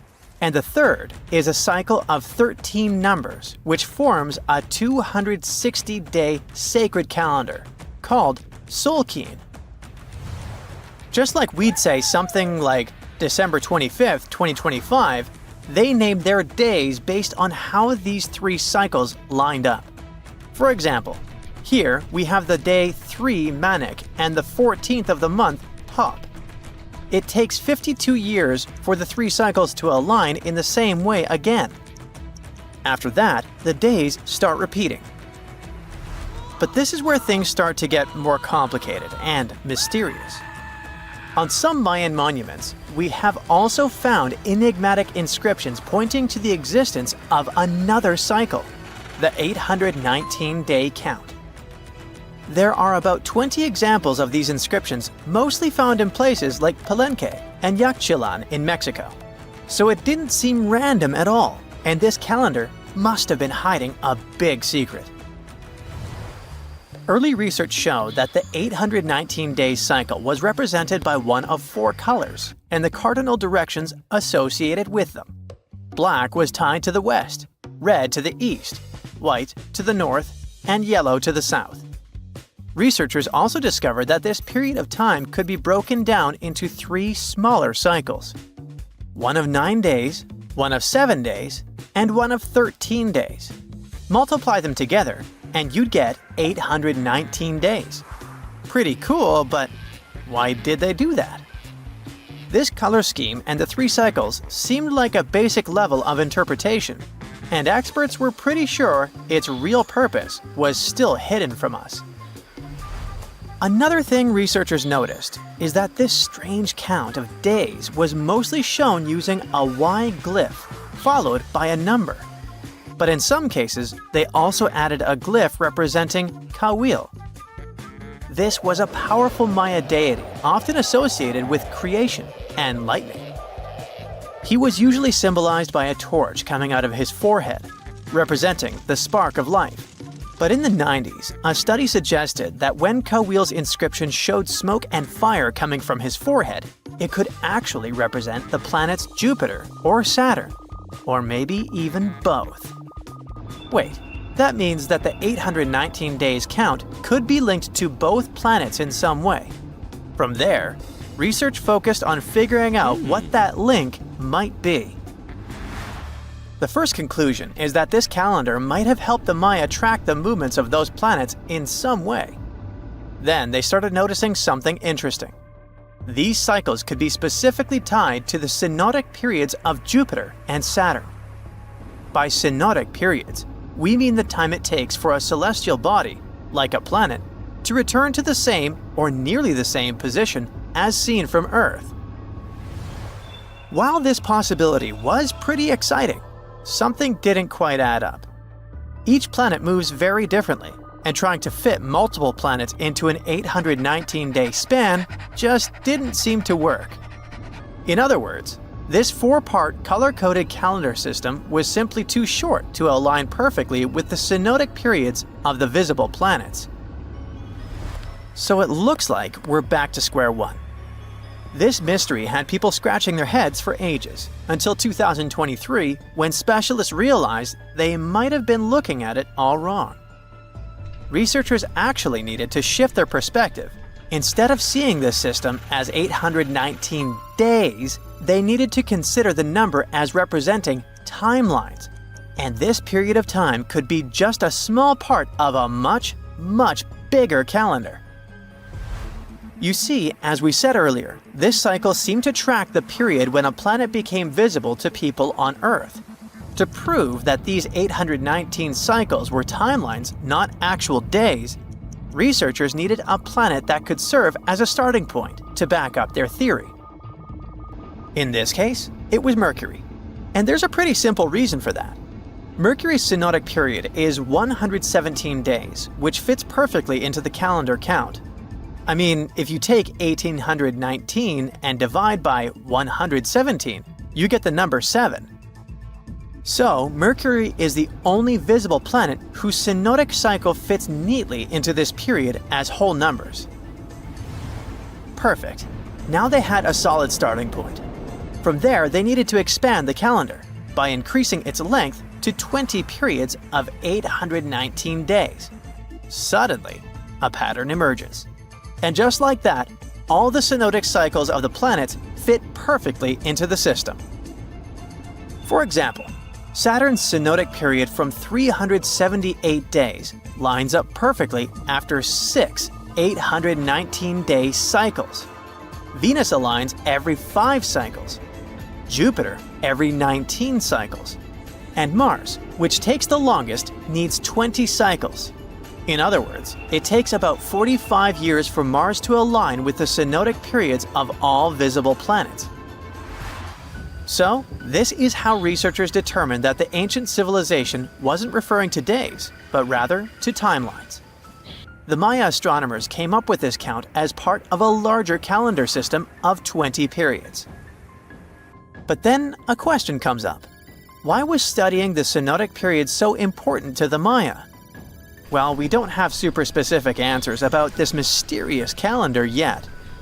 But what we can say for sure is that the Maya truly believed in the powerful influence of the cosmos on daily life. So maybe they wanted to analyze how the movements of all the visible planets lined up with their other calendars. Of course, this system is just one part of the Maya's amazing and advanced understanding of astrology. And it wasn't just about using astrological cycles for planting and harvesting. They also had crazy specific knowledge, like how to predict solar eclipses. Archaeologists believe the Maya connection to the stars is reflected in the ruins of their world. Take the famous pyramid in the ancient city of Chichen Itza, located in Mexico's Yucatan Peninsula. If you look closely at the base of its staircase, you will see a snake's head carved in stone. But here's the coolest part. During the spring and fall equinoxes, when day and night are exactly the same length, the sun casts sharp, triangular shadows on the staircase.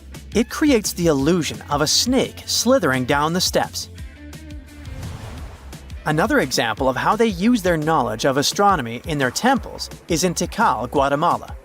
Built around year 1 of the Common Era, this pyramid is considered one of the Maya's earliest astronomical complexes. And its alignment and orientation allowed them to track and calculate solstices and equinoxes with incredible precision. The Maya were skilled skywatchers. Just like we have modern-day high-tech observatories with round domes, they had something similar. Meet El Caracol. The name means snail in Spanish and refers to the spiral staircase inside the tower. Built around 906 Common Era, it was the perfect place to observe all the changes in the sky and track the movements of the sun, moon, planets, and stars. Unlike us today, with our telescopes, satellites, and advanced tools, the Maya relied entirely on naked eye observation, and that makes their achievements even more incredible. Big news! Santa is real, and he looks like this. I know it's not exactly how we pictured the jolly old guy, but a recently discovered tomb might just be the proof we've been waiting for to show that St. Nicholas was real and Turkish. Turns out, he wasn't a North Pole native, but a kind-hearted bishop from the 4th century, famous for giving gifts to everyone. The legend says he was a wealthy man born in the ancient city of Patara, modern-day Turkey, who traveled to the countryside to help the poor and the sick. For centuries, though, people couldn't be sure he actually existed. Some historical sources say he was buried in Myra, which is now called Demre, Turkey. Since the 80s, archaeologists have been digging around this area, trying to prove it. And now, their Christmas miracle has finally come true. After digging 6 feet deep in an annex of St. Nicholas's church, they uncovered a mysterious limestone tomb, about 2 meters long. While they're pretty sure this is St. Nick's final resting place, they're still searching for an inscription to confirm its exact age. Now, if we're talking about the fictional Santa Claus, legend says his home is in Lapland, Finland. Back in 2018, archaeologists made an interesting discovery that could finally prove that Santa was real. They were digging at a site called Tiny Aro when they stumbled upon about 200 burial pits. But when they looked inside, there was definitely no sign of Santa. Actually, there were no human skeletons at all, just a bunch of things like pottery and animal bones. So no one really knows what this place was. That was the complete opposite of what happened with a group of archaeologists working in the ancient city of Petra, Jordan. Since 2003, there have been rumors about hidden chambers beneath the famous monument called Al-Kazneh, also known as the Treasury. 21 years later, a team finally decided to dig and uncovered an intact tomb. Inside, they found at least 12 human skeletons and artifacts, estimated to be over 2,000 years old.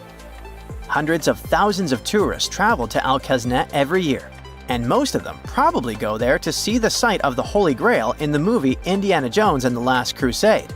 So, do you want to know the funny part? One of the skeletons in the tomb was clutching a ceramic chalice that looked a lot like the Holy Grail. You probably remember the devastating fire that caused massive damage to Notre Dame in Paris back in 2019. Because of that, the building, originally built between the 12th and 13th centuries, had to be restructured. But archaeologists saw it as a golden opportunity to dig into the site and uncover its hidden secrets. The team was only allowed to dig about 16 inches beneath the floor, but that was enough. As soon as they removed the floor tiles and cleared away a thin layer of dirt, they spotted the top of a lead coffin. Then, they found some limestone sculptures, including life-sized heads and torsos. Altogether, they uncovered over 1,000 fragments of different works of art. Ancient statues have been found in the most random places, including a sewer.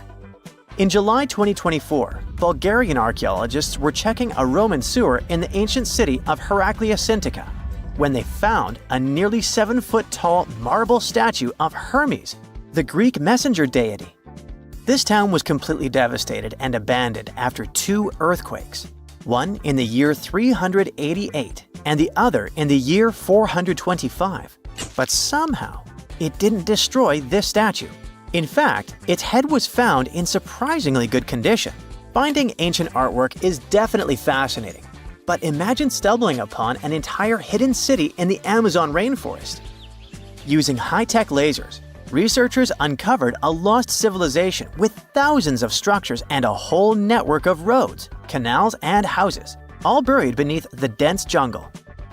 This city was built around 2,500 years ago, in an area located in the shadow of a volcano, which, by the way, could have erupted and destroyed this civilization at some point. It's hard to say exactly how many people lived there, but experts estimate they stayed up there for about 1,000 years. This discovery proves ancient people also had huge, organized cities in the middle of the Amazon. A similar thing happened in Campeche in southern Mexico. An archaeologist was doing some research on the internet when he accidentally discovered a hidden Maya city. This area, now called Valeriana, was huge, about the size of Edinburgh, the capital of Scotland. It had pyramids, sports fields, amphitheaters, and paths connecting different districts. Thanks to satellite images, archaeologists uncovered an entire unknown civilization from the Bronze Age. They were checking out aerial images when they discovered 100 prehistoric settlements in the Pannonian Plain, a region that includes parts of what's now Serbia and Hungary. The people who lived there are now known as the Titsa Site Group, and it looks like they were a pretty well-organized society, skilled at growing food, hunting, and fishing. Google Earth helped a team to uncover a mysterious set of 400 ancient gates in Saudi Arabia.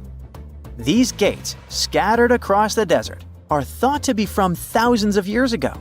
They're made of stone and arranged in weird formations that have left archaeologists scratching their heads. I mean, they don't look like they were meant for funerals, and they don't seem like structures where people lived. So, we still have no idea what they are. Technology is really changing archaeology. Thanks to artificial intelligence and, well, a $1 million prize, we've finally been able to decipher part of an unreadable and super damaged ancient scroll. The Herculaneum scrolls were discovered by workers digging up the ancient town of Herculaneum near Pompeii in 1752. But their condition was so bad that, for years, they were considered indecipherable. Thankfully, AI has helped unveil their secrets. Based on the studies so far, experts believe that one of these scrolls was written by a philosopher who valued pleasures, like music and food, above all else. No doubt, Stonehenge in England is one of the most mysterious places on Earth. Some theories even suggest it was built by extraterrestrials. After more than a century of research, archaeologists are still figuring out how it came together. See that big altar in the middle? Turns out it came all the way from Scotland. And that's pretty wild, considering this massive sandstone block weighs over 6 tons, and the people who built Stonehenge more than 4,000 years ago didn't have the luxury of wheels or modern tools. We can find some pretty amazing stuff in the oceans too. In 2013, a mysterious shipwreck was found about 20 feet underwater off the coast of Kenya. At the time, no one knew where it came from, but now, researchers are pretty sure this could be a ship from Vasco da Gama's fleet.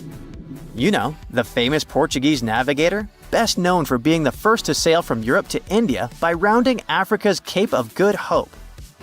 If it's confirmed, this shipwreck could be one of the earliest European shipwrecks in the Indian Ocean. Ancient treasures can take many forms, including a bottle. Recently, archaeologists in Norway uncovered a 150-year-old message in a bottle during an excavation of a Viking burial mound. The bottle contained a letter written by Anders Lorange, an archaeologist who worked on the site back in the 1800s, along with his business card and a few coins wrapped in paper. The letter gave some details about the excavation, though it seems Lorange got a few things wrong, like the exact number of Viking shields discovered. At the end of the letter, he wrote a personal note in runic script, "Emma Gade, my girlfriend." So it gave us not only